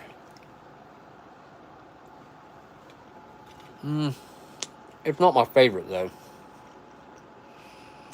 As far as the US goes, the strawberry is my favorite. Canada, raspberry. All day. Pudding and peppermint ring. Huh? Peanut butter and jelly in the pudding?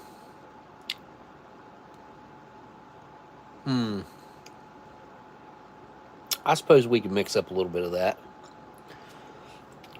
I'm going to try just the pudding on its own first, though. So I can't take a big old spoonful of that. It'll gag me. I can't do the pudding.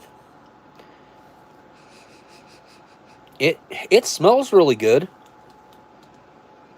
It smells like milk chocolate. We'll see here.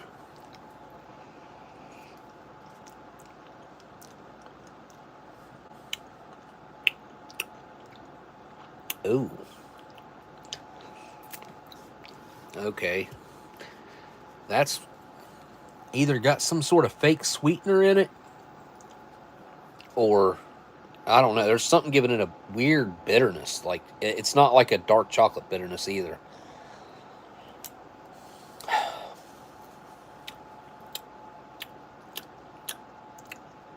Yeah, I don't like that. Something about that that's off. It's just not, I don't know, it doesn't taste natural. Where's the card? Let's see what's in this. Do I have the card? Did I throw it away? Huh. I don't know what I've done with the card. Well, crap. Brownie, leave me alone, would you?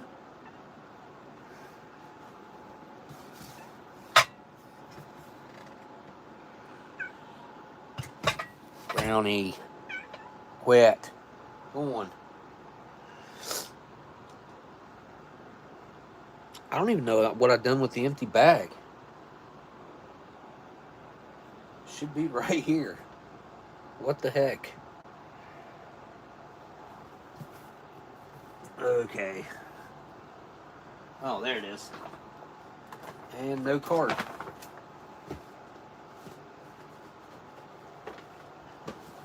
Here it is. Here it is. Alright, let's see what's in this, because chocolate pudding with protein, water, skim milk, sugar, hydrolyzed beef, collagen. What? I was like, hang on, am I reading the ingredients for the beef strips? Okay, hydrolyzed beef collagen, modified tapioca starch, contains less than 2% of canola oil, cocoa processed with alkali, natural flavor salt, canola lectin, and rapeseed lectin. Huh. What the heck? Interesting. I don't see anything on there that would be giving it these weird flavors, and it doesn't taste like it has real sugar in it. It tastes like it's got some sort of fake sweetener in it.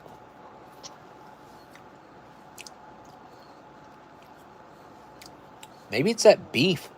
I don't know. Something ain't right about that. Like something's really off.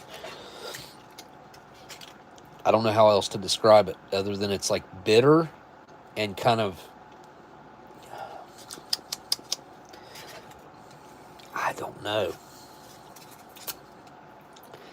Surely it doesn't. I'm not even going to say what I think I'm not even going to say it because it tastes really weird.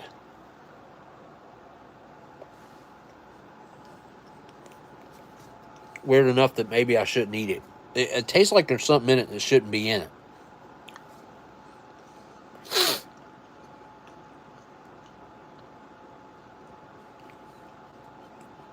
Okay. I don't know about you guys, but I'm not a huge fan of peanut butter and any other jelly other than grape. I feel like blackberry just doesn't mix very well with the peanut butter. Same with strawberry. I feel like strawberry doesn't mix very well with the peanut butter either. I prefer just the strawberry jam on its own and the peanut butter on its own. But if you got me some grape jelly, oh yeah, all day long. Those two go together for whatever reason. They just do.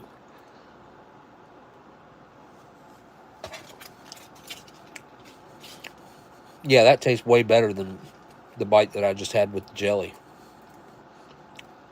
But the jelly was good on its own on the bread.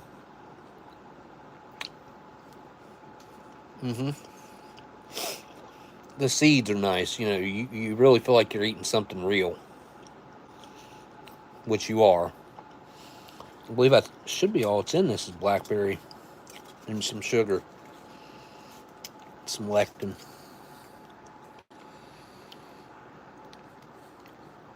What's the ingredients? Sugar, blackberry puree, blackberry puree concentrate, some pectin, and citric acid. Yeah. So that's pretty much about as pure as it could possibly be. Yeah.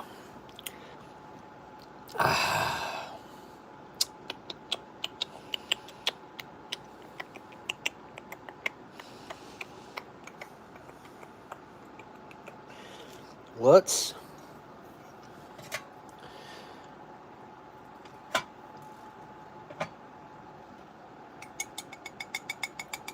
somebody wanted me to mix some.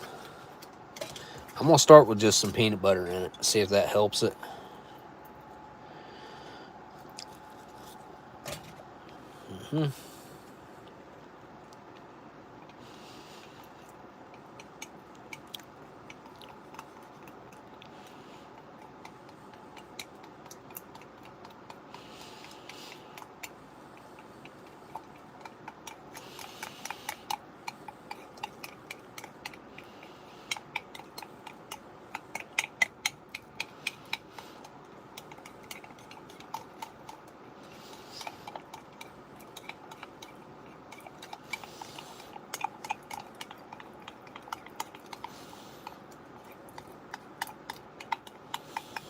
Certainly is changing the texture of it. I don't know if the peanut butter is going to help this out or not, but give it a try. Peanut butter in the weird pudding definitely changed the color of it. Look at the difference in the color.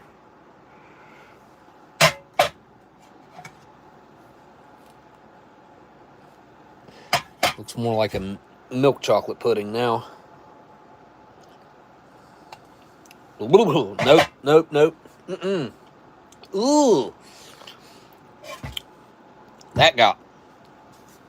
Something's off with this. This can't be the way it's supposed to taste. It tastes... I'm just going to say, it tastes like it's got, like, blood in it. I'm getting iron, and it tastes like if I bit my tongue really hard, my tongue was bleeding. Like, every time it's in this.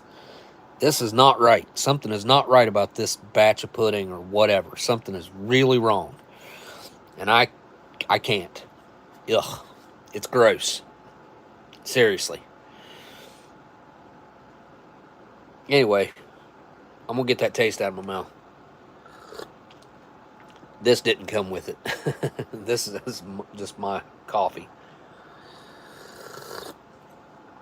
Oh, I needed that to get that weirdness out of my mouth. Yeah, I didn't like that at all. Not at all.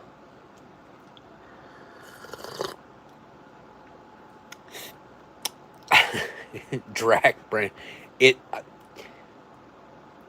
I don't know how else to describe it. Like, I thought my mind was playing tricks on me the first bite that I took and tasted it. I was like, hang on a second. Did I bite my cheek or something? And then I tried some of the peanut butter and the bread and stuff over here. And that taste went away. And then I took another bite of that, and it was... I didn't even really want to say it because it's so weird, and I know you guys probably... I don't even know if you believe that. I wish I could share it. It's so strange, man.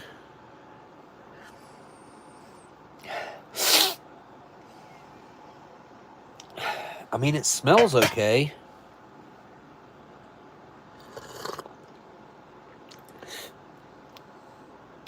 The finisher soldier? I don't think so.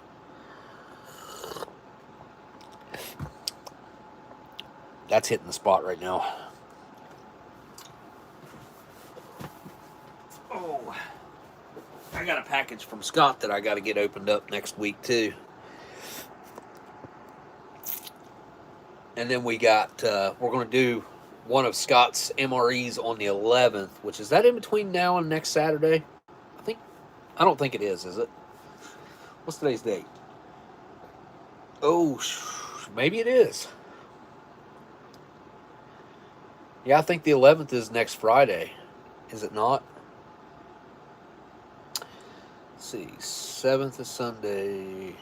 8 Monday. 9 Tuesday. 10 Wednesday. It's Thursday. Next Thursday. Okay. So we'll be doing one Thursday and then Saturday. But I'm definitely doing one Thursday with one of the almost 9/11 MREs that Scott sent. And I got a package to open from Scott. I will open it on 9/11. That'll make sense. All right. It's time to have a smoke.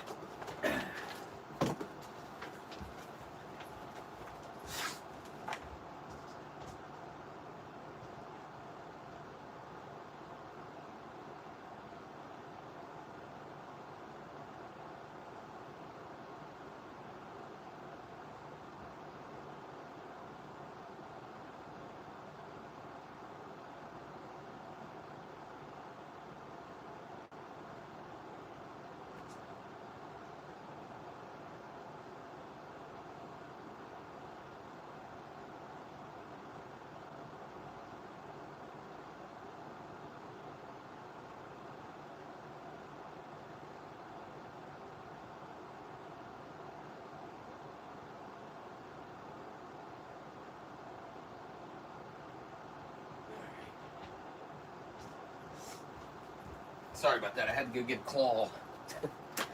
See if I can get these smokes back here that I dropped. Got this huge brand new TV that we bought to put in to the studio. And I got it wedged in front of my fireplace. And ain't no way I'm moving it. Okay. Let's see.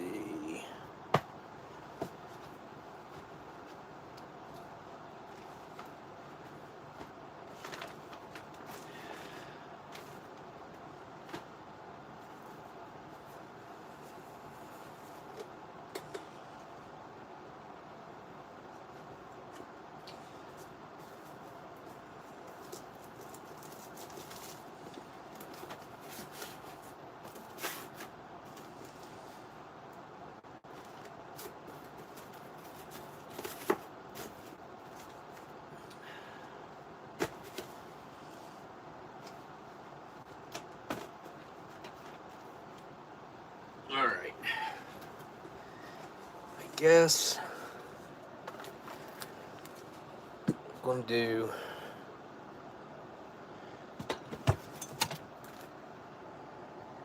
a somewhat vintage pommel.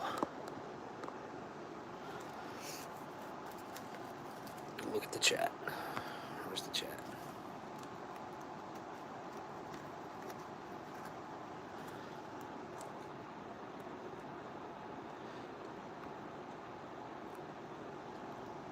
I'm going to look up that story that you're asking me to look up right now.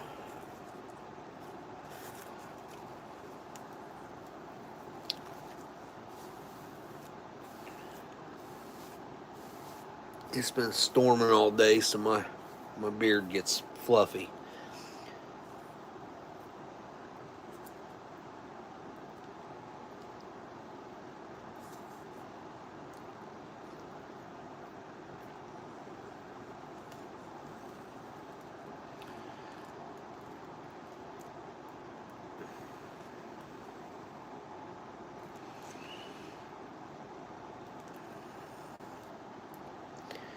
Still yet to get my car back. It's been at the body shop now for like 2 months. Something like that.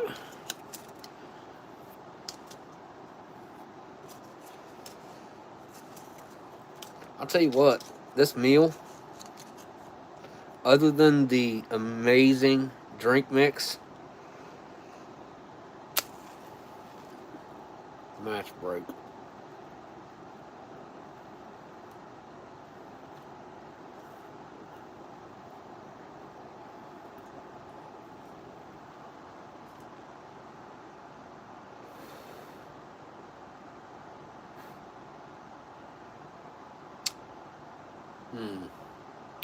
I don't have very many of these left either. Like 4.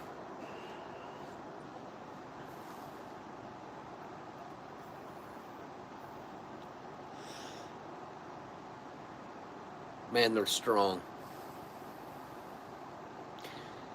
But there ain't nothing like some decently aged tobacco. I would say these aren't like prime aged, but these are decently aged. And they are...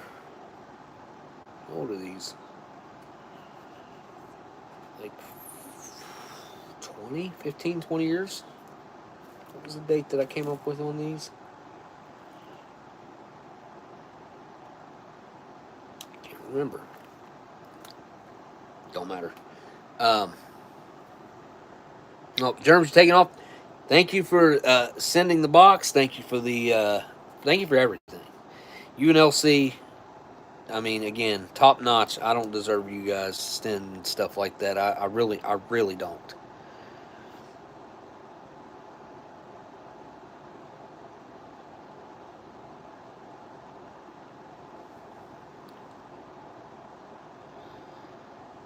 Oh no, you.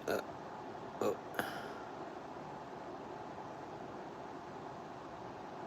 Who's ready for the odds to win or lose the Powerball? More than likely, it'll be a miss. Powerball website just crashed. What? Whoa! The Powerball website just crashed. I've never heard of that happening before that I can recall. Huh. Blazing Gamer, I was going to look up what you just told me to look up.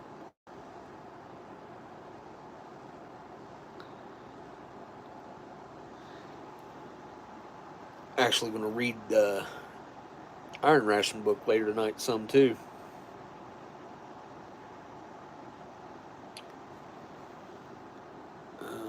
AIMO. AMO.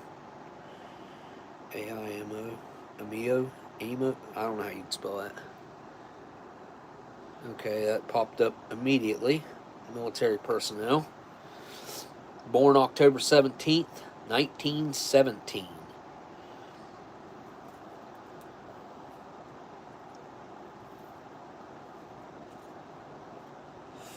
It's almost 108 years ago, as of October 17th.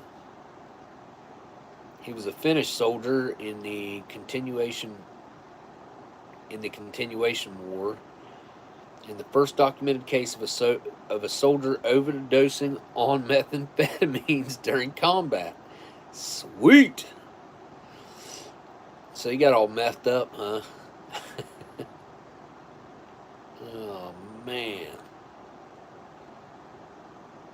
That fat electrician guy's got a video about it, I guess. Winter soldier ODs on meth, becomes unkillable.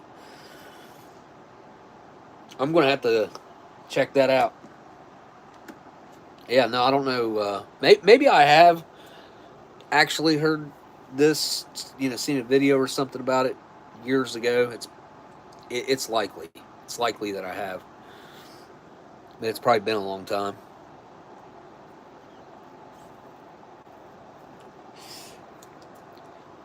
I'm sure you've seen that that guy was on Sean Ryan. Before he came on, it seems like his name was, I can't remember what his name was. But it's a special forces unit, and one of his teammates is on the Sean Ryan show talking about the day that that he got messed up, got shot a bunch. Like he was talking about he shoots him and it spins him around, and he's pulling one or two other Marines or something like. I think he said Marines out, and he's dragging him, and he gets shot, spins him around. He gets shot in the face, and I guess his nose is like, it's graphic, but dude just keeps going. He gets shot in the leg, it spins his leg around. I've dealt with that. I've dealt with that myself. I don't know how he kept like moving and being able to focus on anything other than the pain. The pain is unbearable. I mean, being young helps a lot, I think, but that and your training. But you can't ignore that kind of pain, I don't think. Most people can't. I guess there are people that do nothing but train for pain, like monks that might be able to, and adrenaline soldiers. People done some crazy stuff. I've seen some crazy stuff that I've thought about ever since I seen it. It was after I got hurt at work, and it's probably like it was probably not long after I got hurt that I saw a video that changed me. I've never been able to get the image out of my mind. I want to say it was probably in the Middle East, the video that I seen, but I'm not going to describe it to you. I'm going to save you from that because it's horrible. It's horrible. And every time I think about it, it makes my bones hurt. Really. Like, I don't know how that... It was a girl. She looked like a younger lady in her probably early to mid-20s. She might have been 30. But, God, it was awful. It was awful. War is something that just doesn't make sense to me at all. Not anymore. Like, there are civilized ways we should be handling things and we're not. I don't get it. I don't understand. Well, I do. The people that make these decisions about the fighting will never see the first day of combat. That's why. That's why they do it. It's not to them. It's just a decision. It's just, yeah, do it. There's no repercussions as far as direct implications to their own safety, health. You know what I'm saying? You know what I'm saying. Old guys in suits deciding how many young kids get sent off. I tell you what, this kind of brings me back to the whole September thing coming up. And after that happened, this has been tracked and proven that there was a shift in the whole mentality of the entire world that kind of came together after 9/11, after that day, as a collective. And there was camaraderie, and there was like-minded goals, and there were a measurable amount of something to do with the energy that humans put off. There's a satellite that tracks this right now. It's doing it right now, and it's been doing it since the 90s. I've heard the story about this a couple times. I didn't get the specifics either time of exactly what it is that they track. But after 9/11 happened, I remember being more than enthusiastic and gung-ho, wanting to fight for my country. Along with millions of other people, just like me. And looking back at it now, like, I've got a whole lot of mixed feelings about everything, because nothing that happened that day is what they've told us. Nothing. Yeah. It's comical now to a point, to a certain extent, that they treat us as if we're dumb enough to believe the crap that they tell us, and that there just happened to be a training exercise of exactly what happened going on at the exact same time that it happened. I mean, that just right there, that one scenario in itself, let alone the other countless things that happened that day that like, just don't make any real common sense, unless you look at it from a whole different perspective. If you look at it from the conspiracy theorist perspective, which is not a conspiracy, there's so much been proven about that day. Watching those buildings turn to dust as they came down, I didn't really think twice about it for years. I was like, oh man, that's just how them buildings fell. Like, it's crazy. No, I should have known better. Like, I worked in construction. I worked with steel. I know these materials. That is not normal. That is not what would happen. Not without a whole lot of help. Hey, what's up, tacos?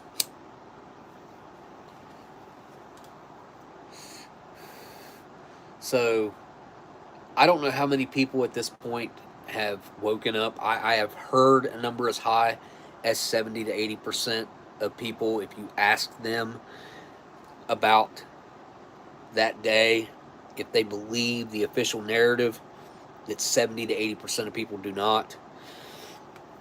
They at least think that something is off and wrong, which, I mean, a lot of people to this day still don't know about Building 7, which, it's a big deal, but at the same time, it's not.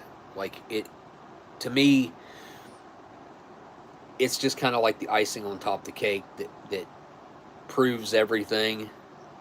But there's so much more that matters, way more than that.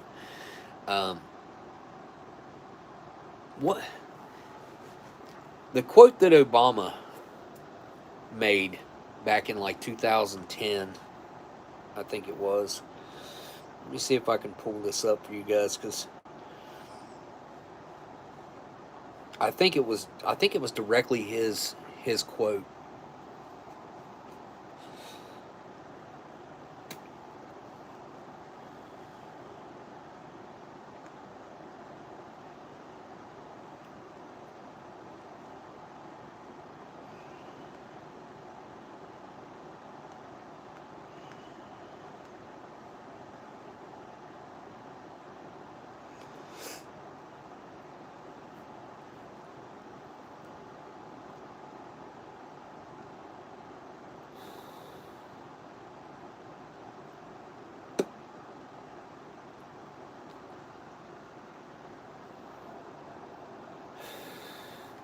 Can't remember exactly how he said it, but it was something like, I'm paraphrasing here. It was like, do nothing but tell lies to the public, and then when the public believes nothing but lies, they won't know what to believe, or it's something along those lines. But what he said is exactly what has happened. It's what's happened over the last 15, 20 years. The most surveilled building in the world, the Pentagon. And we don't have any video of that plane coming in. And, like, we have a, what is it, 3 seconds? We have a 3-second snippet from one of the guard shacks. It shows nothing. And supposedly this plane knocked over 3 light poles on its way in, which would have completely ripped the wings off right there at the light poles. There would have been wings laying right there. Like, tell me I'm wrong. I don't think so. I think if a duck or a bird, definitely a goose, can cave in the entire nose of an airplane, I would say a light pole would rip a wing off.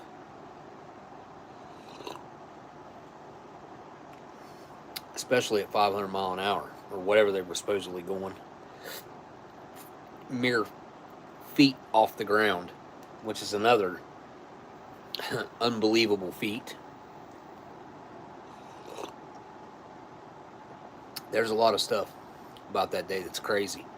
There's a lot of stuff that's been erased off Google and YouTube also over the years. It's just, if it's there somewhere, it's virtually, or it is, impossible to find.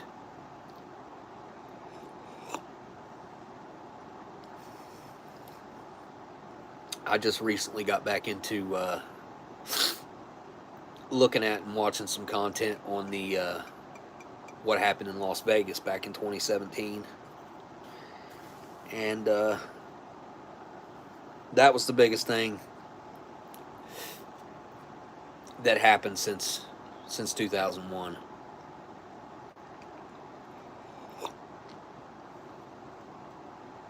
And then before that was Kennedy. Check this out. Look at that.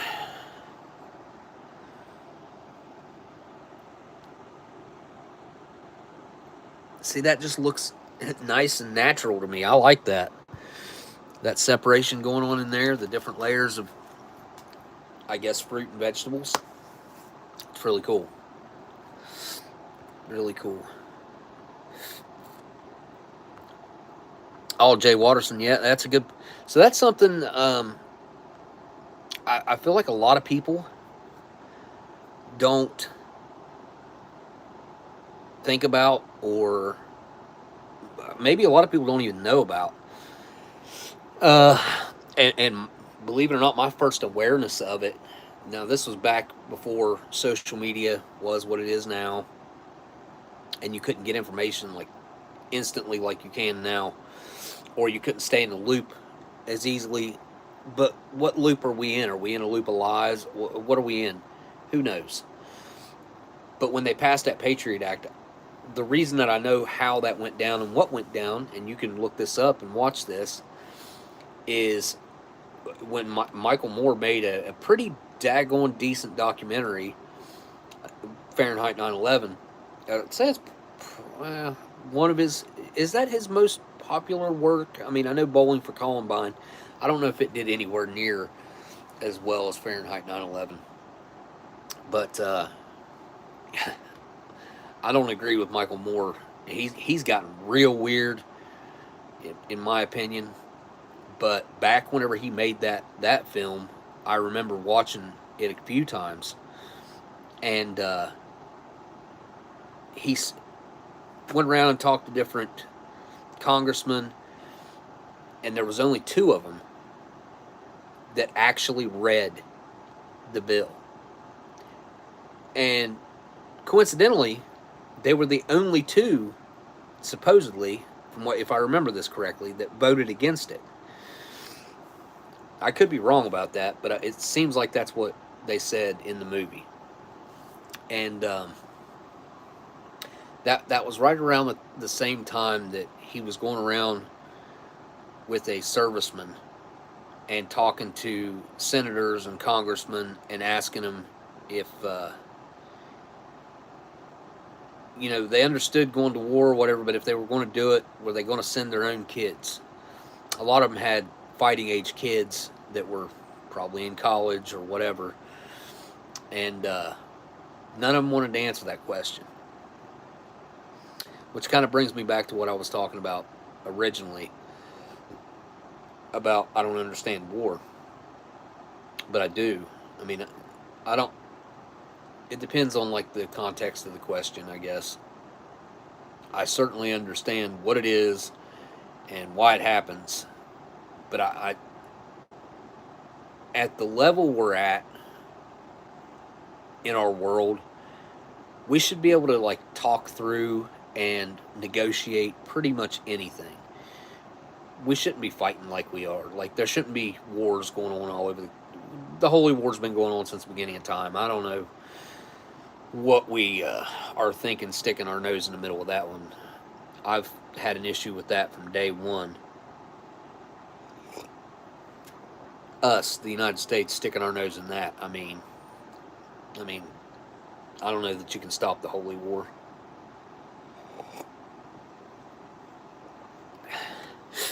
But yeah, these old guys in suits and ties deciding the fate of millions of kids. They're kids. 18 to 20 years old, you're a kid. Yeah, they need their contracts, Jay Watterson. The military-industrial complex needs their contracts. They need to feed the beast. You got to keep it copacetic. Got to keep it moving. We got, when World War II happened and America became what it was afterwards from all of the war efforts and the patriotism and everybody coming together for one common goal.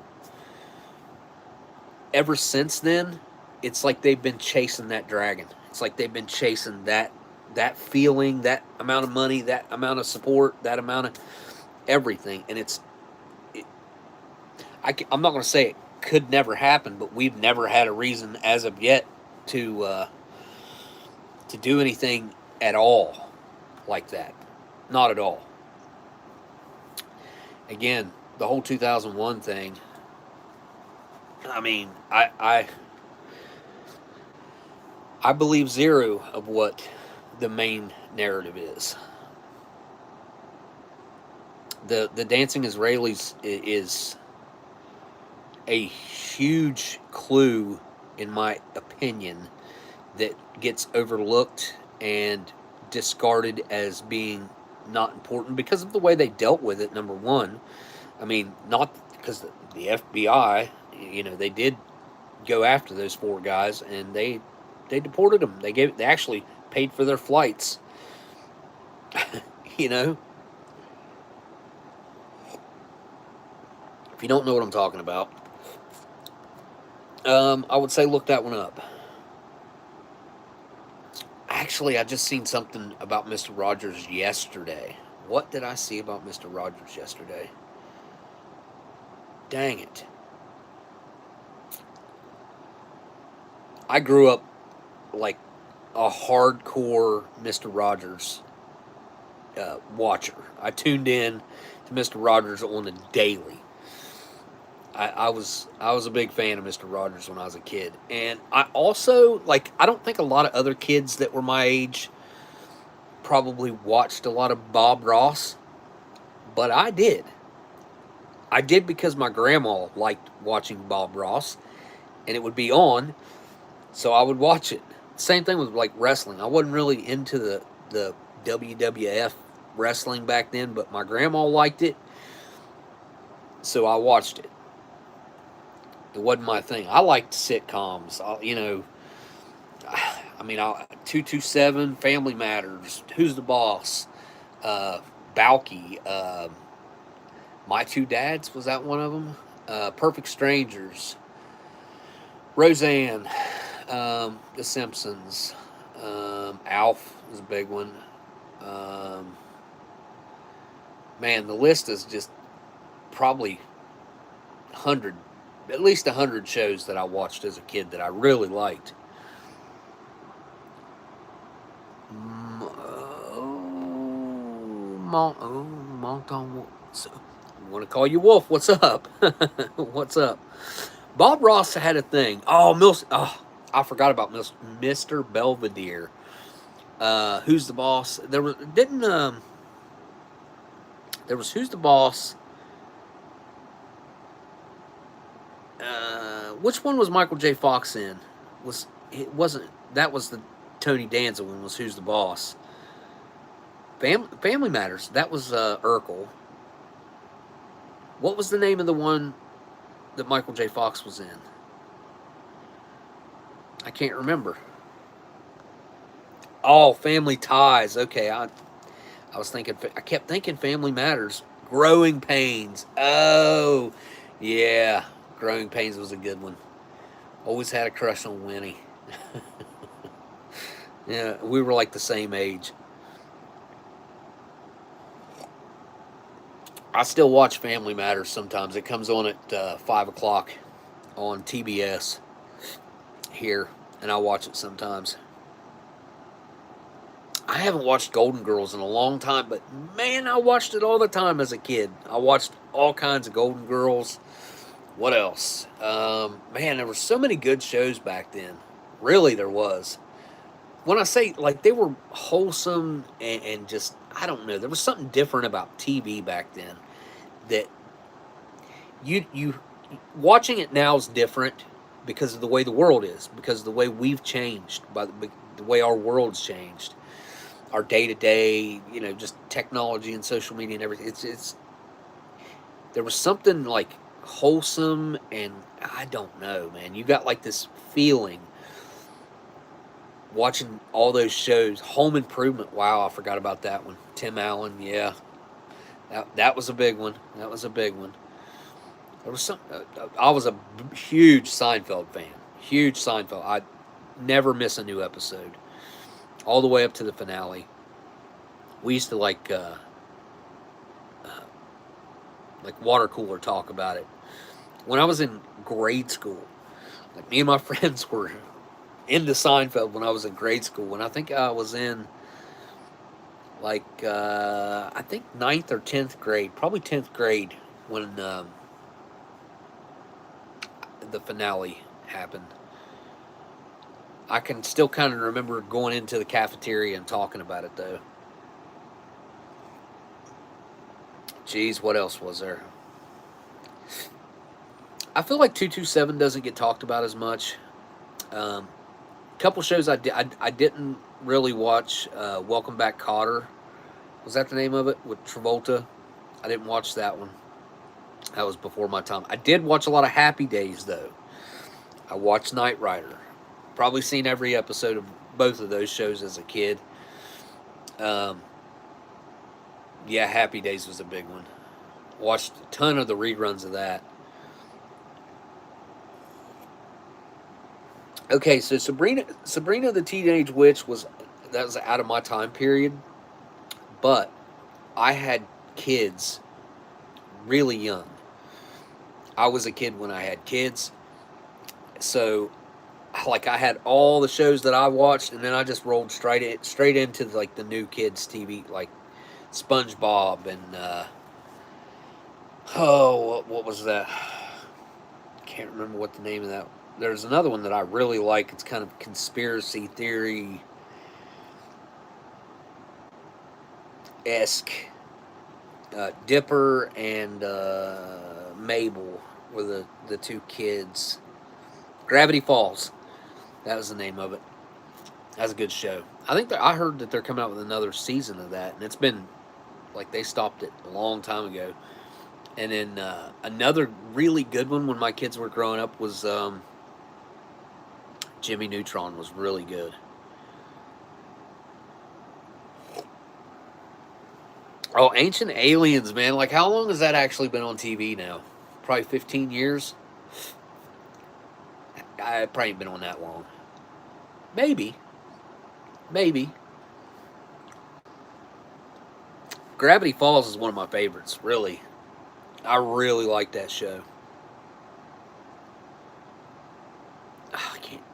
Uncle Stan's brother that came out, which was actually the original owner of the lodge, his brother that he brought out of like the wormhole or whatever he was in, alternate universe. Can't remember what his name was.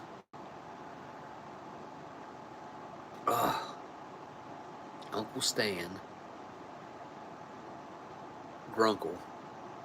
Grandpa Uncle? It was weird. Oh, it was Stanford. That's correct. Yes. Yeah, Family Ties was that was the Michael Keaton one. Michael Keaton was he was one of those wholesome, just super wholesome characters growing up. Like you just felt like you knew him. He's one of those people you just kind of felt like I could run into him at the grocery store and we could catch up like we've been friends our whole lives. You know, he just seemed like that type of guy.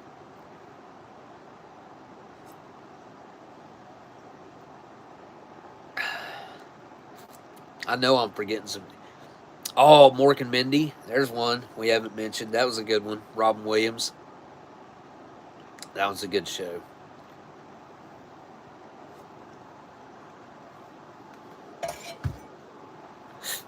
Oh, Quantum Leap. Yes, that was a good one. Yeah, my dad really liked Quantum Leap. My dad was a Quantum Leap fan.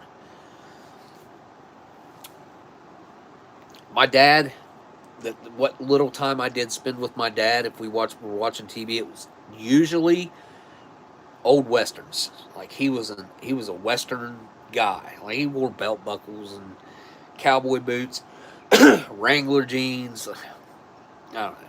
Guy from West Virginia, cowboy, whatever. It never made sense to me, but it was a style choice.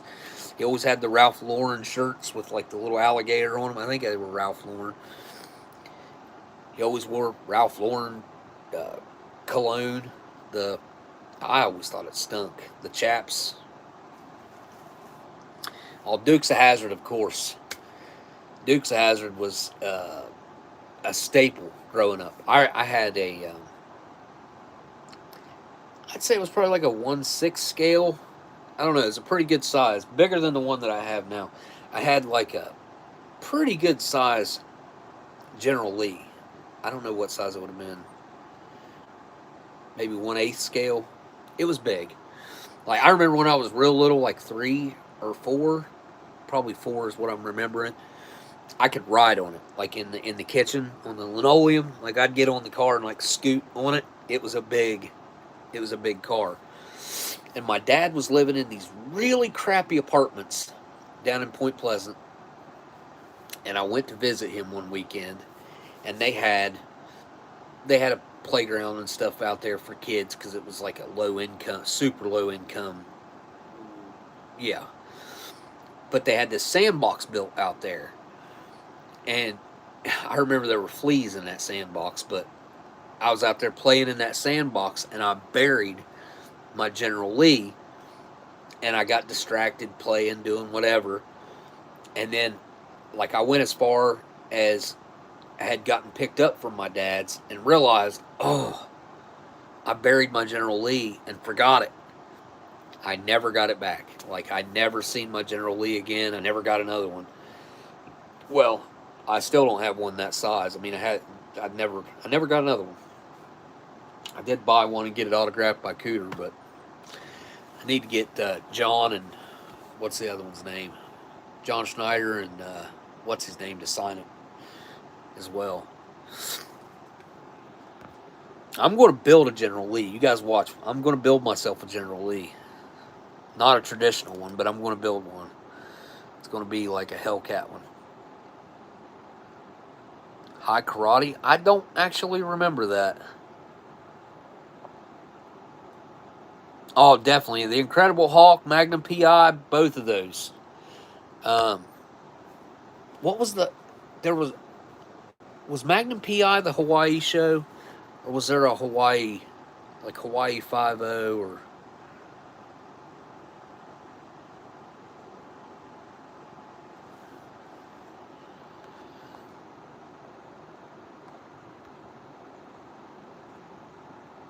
Oh, you know what?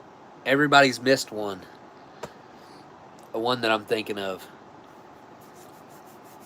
Yeah, it was. Man, I'll bet you that thing would probably be worse. It was metal too. That General Lee I had was metal. I want to see it. Say it was like a little bit off looks wise. Like it wasn't a really good one, but it was like I don't know. It was the '80s. You know what I mean? Oh, the Beverly Hillbillies. I watched all those on Nick at Night whenever I was a kid. They had to be reruns. But yeah, everybody's forgetting. My opinion, kind of a big one. I haven't rewatched any of these that I'm thinking of right now since I've been an adult. But they did do like a reboot of this show, I think, somewhat recently. And MacGyver. Oh, Cheers. Man, Dan and Diane, Woody. His name was Woody in the show, right? Woody Harrelson, wasn't his name? Was it Woody? It was, wasn't it? He went by his real name in the show, did he not? I don't know about if he went by his last name, but he did go by. I thought he went by Woody, didn't he? I remember him having hair. Woody Harrelson. I thought, okay. Norm, Woody, Dan, Diane. Cliff. I can't remember the little short lady. Oh. It's on the tip of my tongue.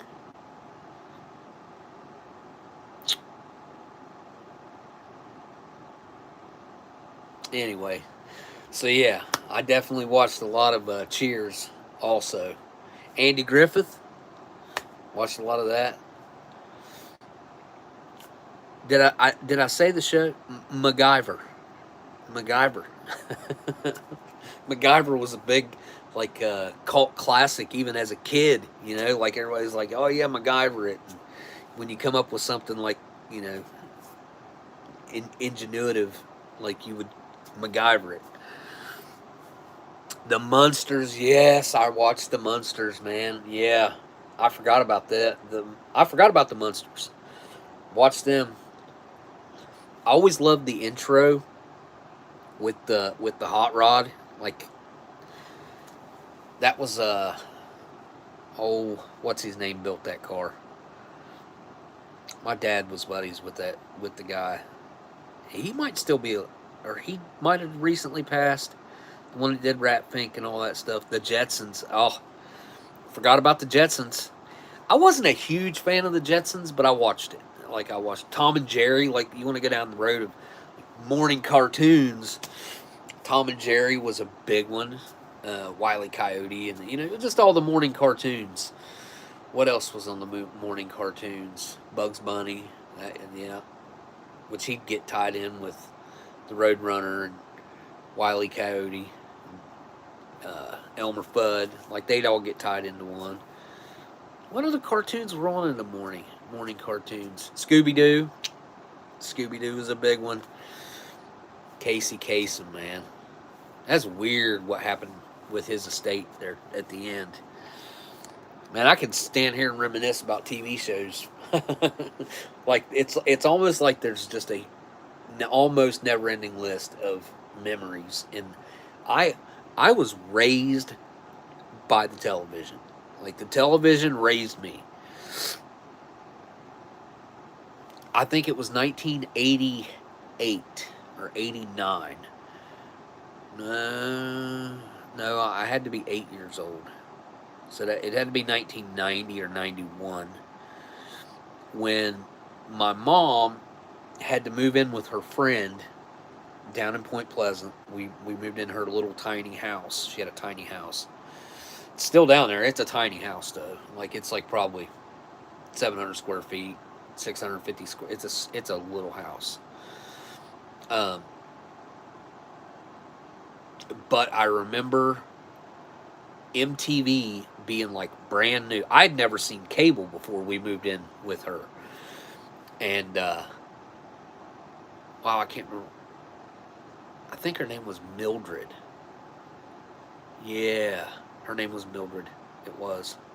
And my mom worked at the cable company. Had worked there for years, but we never had cable because where we lived, you couldn't get cable.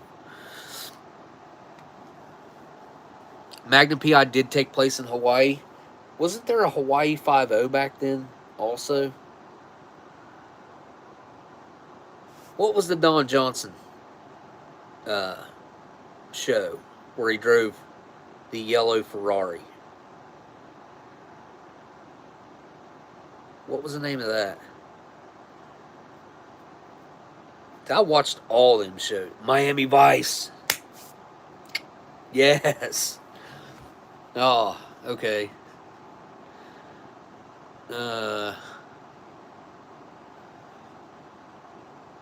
What else?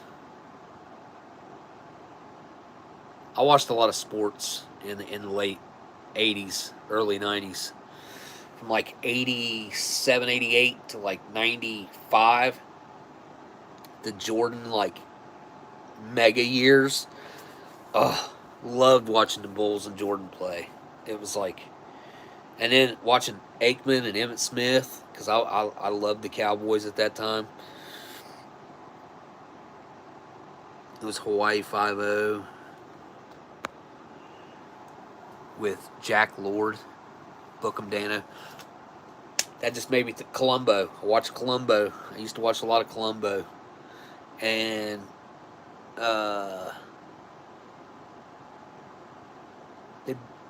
no. What was the name of the... Dang, I can picture her. She was an older lady, and she... At the end of the show, she'd like be writing notes. Her name was Jessica something. What was the name of that show? Oh.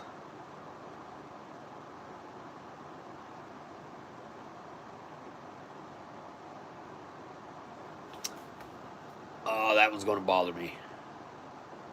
Jessica.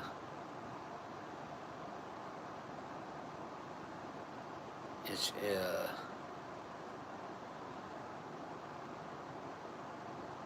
was it Dear Abby? Did she write Dear Abby or something like Dear Abby letters at the end of the show or something? Was it something like that? It was like a murder mystery show. Gosh, Columbo. That was an early murder mystery show. You guys remember when CSI first came out? Angela Lansbury. Yes. Yes. What was the name of that show that she did? Murder, She Wrote? Was it Murder? Was that her show, Murder, She Wrote? Man, I'm thinking about stuff I haven't thought about since I was a kid. Seriously. He was also in a show with Cheech. Yeah, that was a newer show, I think, right? Where he was, or was that an old show? That was Murder, She Wrote. Okay. I just remember her like it seems like every episode either ended or started. I can't remember if it ended or started with it would like fade out and she'd be sitting there writing. Drove a yellow Cuda. I remember a Cuda in a show. What show was the yellow Cuda in? Was that in a Don Johnson show? Did he drive one?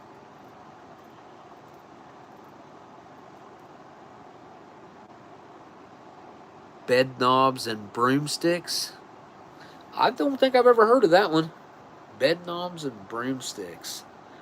She was a pretty elderly woman doing the TV show when I was a kid, if I remember correctly.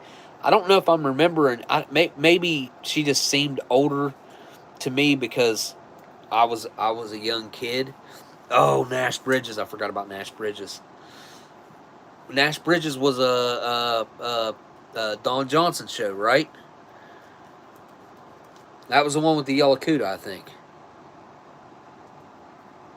There is some old crazy conspiracy people are hooked on claiming that Garth. Oh yeah, I actually just watched I watched something on that within the last week, about Garth Brooks, where he had that. So Garth Brooks came up with that weird character that was like a rock star guy. And when he came up with that character, like they were creating a documentary with Garth playing that character.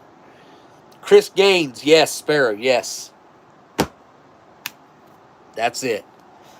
And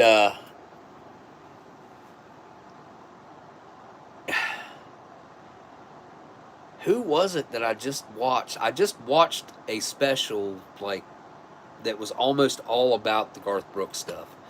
And it was like an hour long where somebody has dove deep into the actual possibility and evidence that exists out there.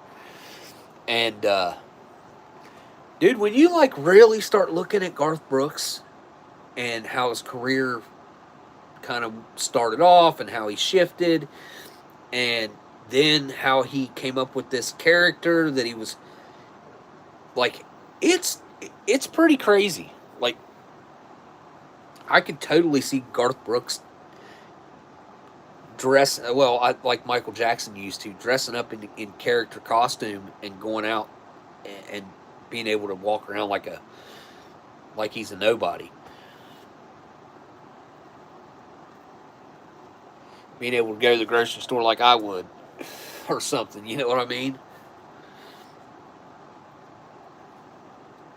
Yeah, that's a weird one. I will say that.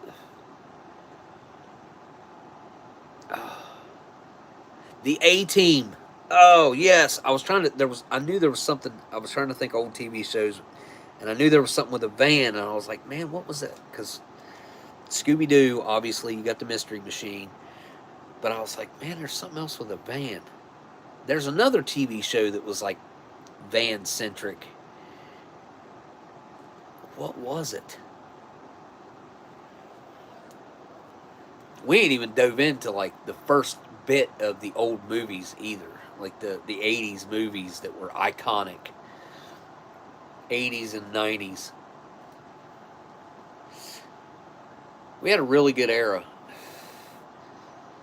Blockbuster was popular. Remember Blockbuster? Hollywood movie.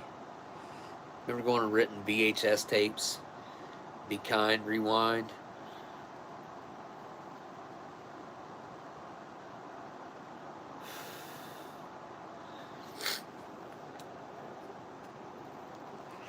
Ow. Damn, filter collapsed.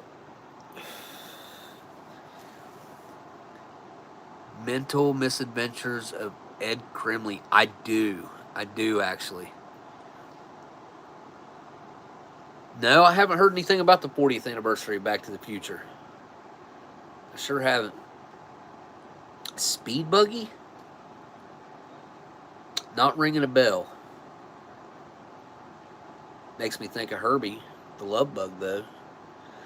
Wasn't that a show? A TV show? Or was that a movie only? I don't know why I'm thinking that might have been a... Yeah, I've never heard of that one. Speed buggy. Let's see. What's spicy? Oh, yeah. Yeah. The mental... Wait, no. I know I've seen it and heard of it. I remember Ed, and Eddie, my kids watching that. And Cat Dog. Oh, gosh. What a... Oh, the Wacky Racers. Yeah. South Park did a kind of spoof of that was pretty funny. Had like Elon Musk and had the Cowardly Dog and what's his name, and who else was in it? Timmy in his wheelchair. It was good. Oh, Teddy Ruxpin. I had a Teddy Ruxpin.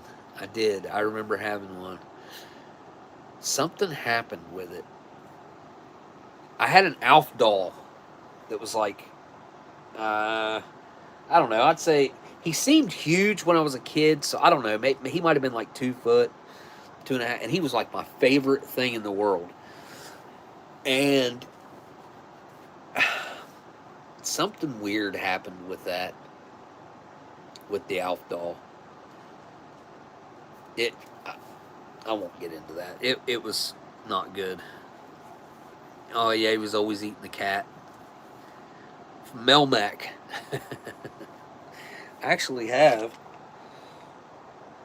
have all the seasons of Alf. There's not very many seasons of Alf, I don't think. I think there's only 3. Well, I thought I had them right here.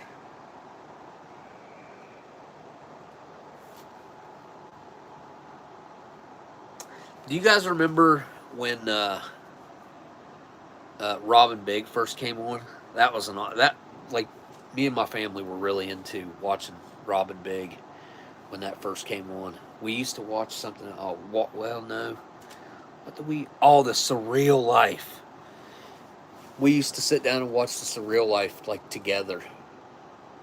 That was back in like probably like 06, 07. Somewhere along in there. I'll never forget, and you can't find this clip anymore. It used to be on the internet, like you could look it up and find. I don't think you can find it anymore. I think it was the season with Jose Canseco, Vern Troyer. Yeah, I wonder if Flavor Flav was in that season, and Brigitte Nielsen.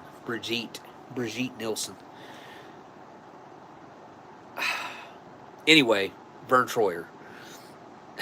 He got really, really drunk and went into, it must have been the gym room, because it had one of those exercise balls in there. Maybe it wasn't the gym, but there was an exercise ball in the room. And he drove his little, like, hover-around car thing, little wheelchair thing over into the corner and peed in the corner. And you can't find that clip anywhere, which he passed away there a few years ago. I think it was before the pandemic. I think. Might have been like right after it started. I can't remember. I was watching it. He had a TikTok page there. And this must have been the first time I ever like logged into TikTok. So it's been a long time ago. I think it was TikTok. Maybe it was YouTube. Maybe he had a YouTube page, but he was like, he was showing stuff around his house and stuff. I wonder if that stuff's still online. I'll have to look it up here in a minute. He-Man. That was a big cartoon show that I watched as a kid. That I was into He-Man. 2 of the most, like, influential, I would have to say, influential / iconic shows that were, monumental to influencing me as a kid. Believe it or not, were Johnny Carson and Saturday Night Live. Apparently, my first words were, "Here's Johnny." So, I mean, I would have been like little when I said that, I'm sure. Original Cowboy Bebop. Classic anime with a great soundtrack. I have never watched an anime. I've never sat down and watched one. My kid, well, my older son, he watches them. My younger son's never gotten into them and watched them. I don't know what it is about the animes that I just never. I have seen like flipping through and it be on or something. I don't know if it's like the voices not matching up with the lips and it doesn't look right to me. I don't know if that's what it is. I don't know what it is that just doesn't agree with my brain. My brain's like, nope, nope, nope. There was one where they used to turn into like, there was like a bunch of ghosts and stuff and they would like change into and turn into. I will put that into my search right now so I can. Was it Cowboy Bebop?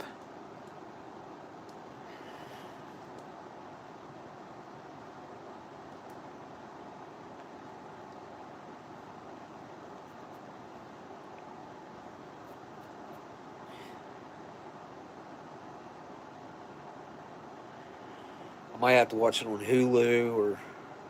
Wait, here's episode 1. Asteroid Blues. Is that what I need?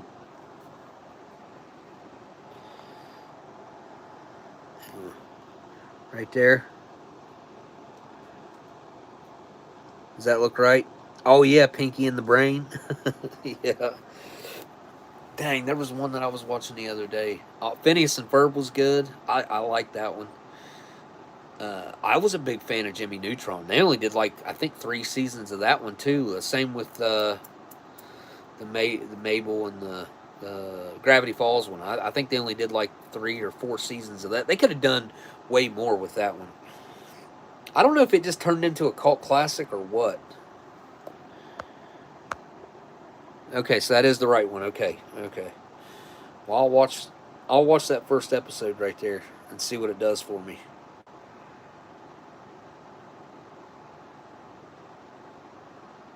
That was only uploaded 11 months ago. They might take them down because it's on a streaming service or something, and they hit them and take them down. It's hard to tell. All right, I got a big mess to clean up. I can't believe how this meal bombed for me. It was. I don't think most of you guys would have liked it either. The beef again, like I can strip the beef out of there and eat the beef, but the tomato-based sauce that is in is texture-wise is all wrong. And that pudding, something's wrong with that pudding. Something gross about that pudding. Wouldn't surprise me if I didn't leave it setting out. Something didn't start growing something on it. It's weird. Oh yeah, the Fairly Odd Parents. Who was the bad guy that had the nose? Something Schmidt. Where's Schmidt? Wait, that's not the right one, is it? No, that was Phineas and Ferb. Yeah, that was Phineas and Ferb. Icky Vicky, yeah, that was the sister, right? Who was the bad guy? There was not a bad guy in Fairly Odd Parents, was there? It was just different every time. It's been a long time since I watched that. Again, my kids grew up with all those shows, so I watched all of them. My youngest son was a Scooby-Doo fanatic. Like, he loved anything Scooby-Doo, especially the movies. And then my older son, he was like, it seems to me like Monsters Inc. on VHS was what we wore out with him, I think. There was a couple movies that we wore them plumb out. And I've still got all of our old VHS tapes. So, I don't know if they're worth anything. Probably not. But it'd be cool to go back and rewatch them.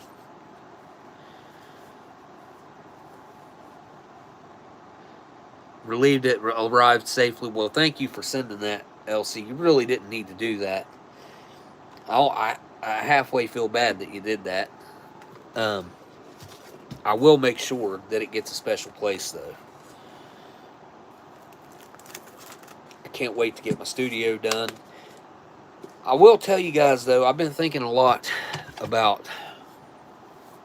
So, on the 18th, they're having a meeting down the road here because they're wanting to build a... ultimately, it's a biological burning carbon capture plant. I don't know if they're burning coal, something to do with hydrogen, blue hydrogen. I don't know. But it's going to be, if they're allowed to build it, if we allow them to build this here, which there's not enough of us to stop it, I don't think. And I've thought about starting to knock on doors because I got about 2 weeks. If I started knocking on doors, I could probably get a few hundred people to show up. Maybe I could make a dent in it and maybe stop this. But look, if you look up where I live, which I don't care to tell you, I live in Mason County where the stupid Mothman crap is from, whatever. You can look up where I live. Pull it up on the GPS and start looking at how many plants, chemical plants, coal plants, steel mills, you name it, are within a, I don't know, let's just go a 30-mile radius of my house. I can see 2 from my porch. There's actually 3 within 2 miles of my house. Then there's another 3 within probably 15 miles of my house that way. Then there's a huge steel mill that they're building down there. $3.3 billion. I'm not happy about that one either. You know, they've.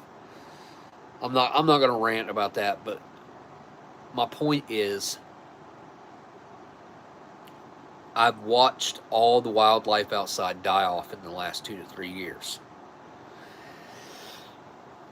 I don't understand what's going on, and I've thought about like really spending some money, doing some tests, and putting together a documentary about this area and trying to figure out what's going on. Because whether it would do well online or not, I really don't care. Really don't care. There's a story to be told here. But something has changed in the last 2 to 3 years. All the grasshoppers are gone. 98% of them. All the lightning bugs disappeared. This year, started off where there was like some, and then within a month and a half, they're gone. There's nothing. I haven't seen a lightning bug in 3 or 4 weeks, probably, maybe a little longer. And I'm outside every night. Crickets have disappeared. Slugs have virtually disappeared. Butterflies have virtually disappeared. The bees have virtually disappeared here. I don't know if it's this way everywhere, but here it is.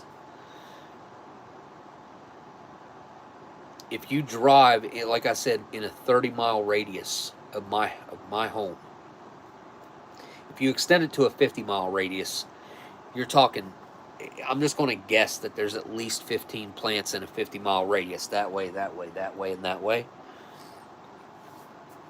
It's bad. not only the air, the water, like something's going on here, that something has changed. And I've been thinking a lot here recently about getting everything fixed up that I have here the best it can be, flipping it, just selling everything off, taking the proceeds from that, from after I sell everything off, and relocating me and my family. I don't want to leave my family here. I don't want my family to be here now. Like, I don't think we should be here now. I think it's killing us. I think it's killing all of us. Slowly, maybe way faster than I think. I don't know. It's not good. Whatever's happening here is not good. And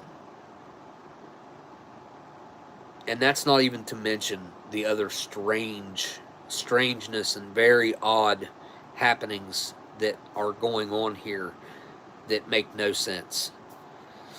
But Jay Watterson, my gut is telling me I need to go.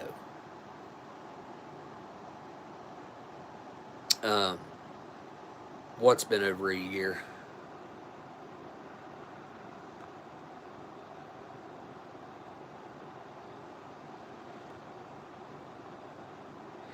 Blazing Gamer says, get out of there. Jay Watterson, you remember me? Yeah, so I've been talking about that for a little bit, but I haven't been talking about it nowhere near long enough. I started noticing the grasshopper thing like 2 to 3 years ago now, at least 2 years ago. Hey, Dan's here. I want to run an experiment, bring Smokey to my neck of the woods, and just see if his lungs still recognize air. Yeah, so again, Dan, just look up where I'm at, and then start like spanning out and looking at how many plants are very nearby. Not only that, I spent 15, 20 years in and out of power plants and steel mills and aluminum plants and on towboats that burn diesel fuel, and like we run chemical barges up and down the river, like all that. I know I've done damage to my body with the career choices that I had when I was younger and dumber. I'd love to get my buddy out of the plant up there. I'd love to create a job for him. But thank you for the super chat, by the way, Dan.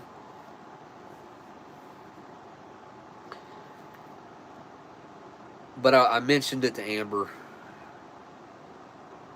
for the first time maybe about a week ago, that we need to start getting our affairs in order here and getting out of here. And we need to take the kids with us. We don't need to let them stay here.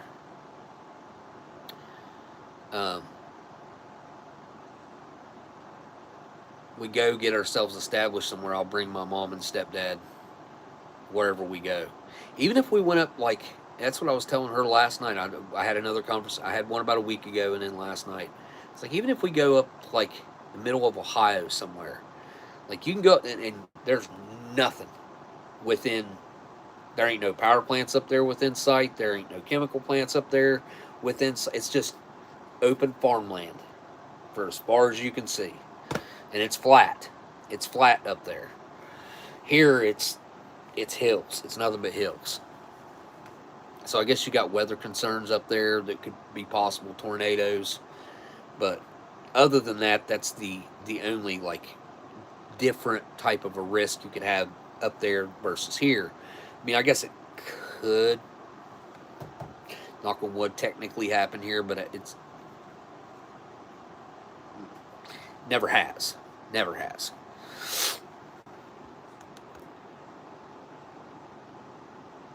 West coast of Tasmania has the cleanest measured air on Earth. Dan, I'm sure I'd feel a difference, dude. Dude, the air quality here it can't be good at all. It cannot, it's got to be horrible. It has to be horrible. Again, you can see two plants off my front porch. There was three for a long, long time, up until not too many years ago. It was still open after I got hurt, so 17 or 18 it finally closed down, and then they come in, blew up the outside unit, and they took apart the inside unit and shipped it to China. That was the most efficient coal burning power plant in the United States, documented. Sporn power plant made more kilowatt hours. It made more kilowatt hours of electricity per pound of coal than any other coal burning power plant in the United States. They acted like they couldn't afford, or it didn't make sense to put scrubbers on the units up there. There was 4 inside units. It would have made them a lot less efficient, and they burned clean. Those units burned way cleaner than anything with these scrubbers and all this limestone that they add to it that's supposed to bind with the carbon and everything, all the other chemicals that come out of them. That plant burnt clean. Anyway, doesn't matter. They wouldn't even let us use our coal. We were shipping in coal from China to burn here in West Virginia. West Virginia, the most coal-rich state in the United States, and we were shipping in Chinese coal to burn during the Obama years and after, because of the attack that he set out against the coal industry. And he's ruined. Well, I don't know how to. He ruined the way of life for a lot of people that live in this state. Anyway, I think it's the 18th of this month, 16th, 18th. They're having a meeting about this new freaking power plant that they're wanting to put down here, and that power plant's going to stretch for miles. Literally, it's going to stretch for like 2 miles, both sides of the river, and that's just driving straight through it. And it's going to butt right up against houses, and it's not going to be far from. I'll be able to see the pollution from here, if that tells you anything. It's going to be close. It's only going to be drive-wise from where I live right here, maybe it'd be about 11, 12 minutes, right down where the Mothman stuff is, like about 12, 13 minutes, and I could be there. It's not good. It's not good, not good, not good. So, I don't know if I want to dedicate myself to trying to stop it. But even if I do that, and I do stop it, I say I dedicate myself and I knock on every door that I can knock on from here until the day of the meeting. I get tons of people to show up, and we're able to stop it for now. I still have 20 plants within a 50-mile radius of my house. It'll make it'll make a little bit of a difference overall, but I don't know.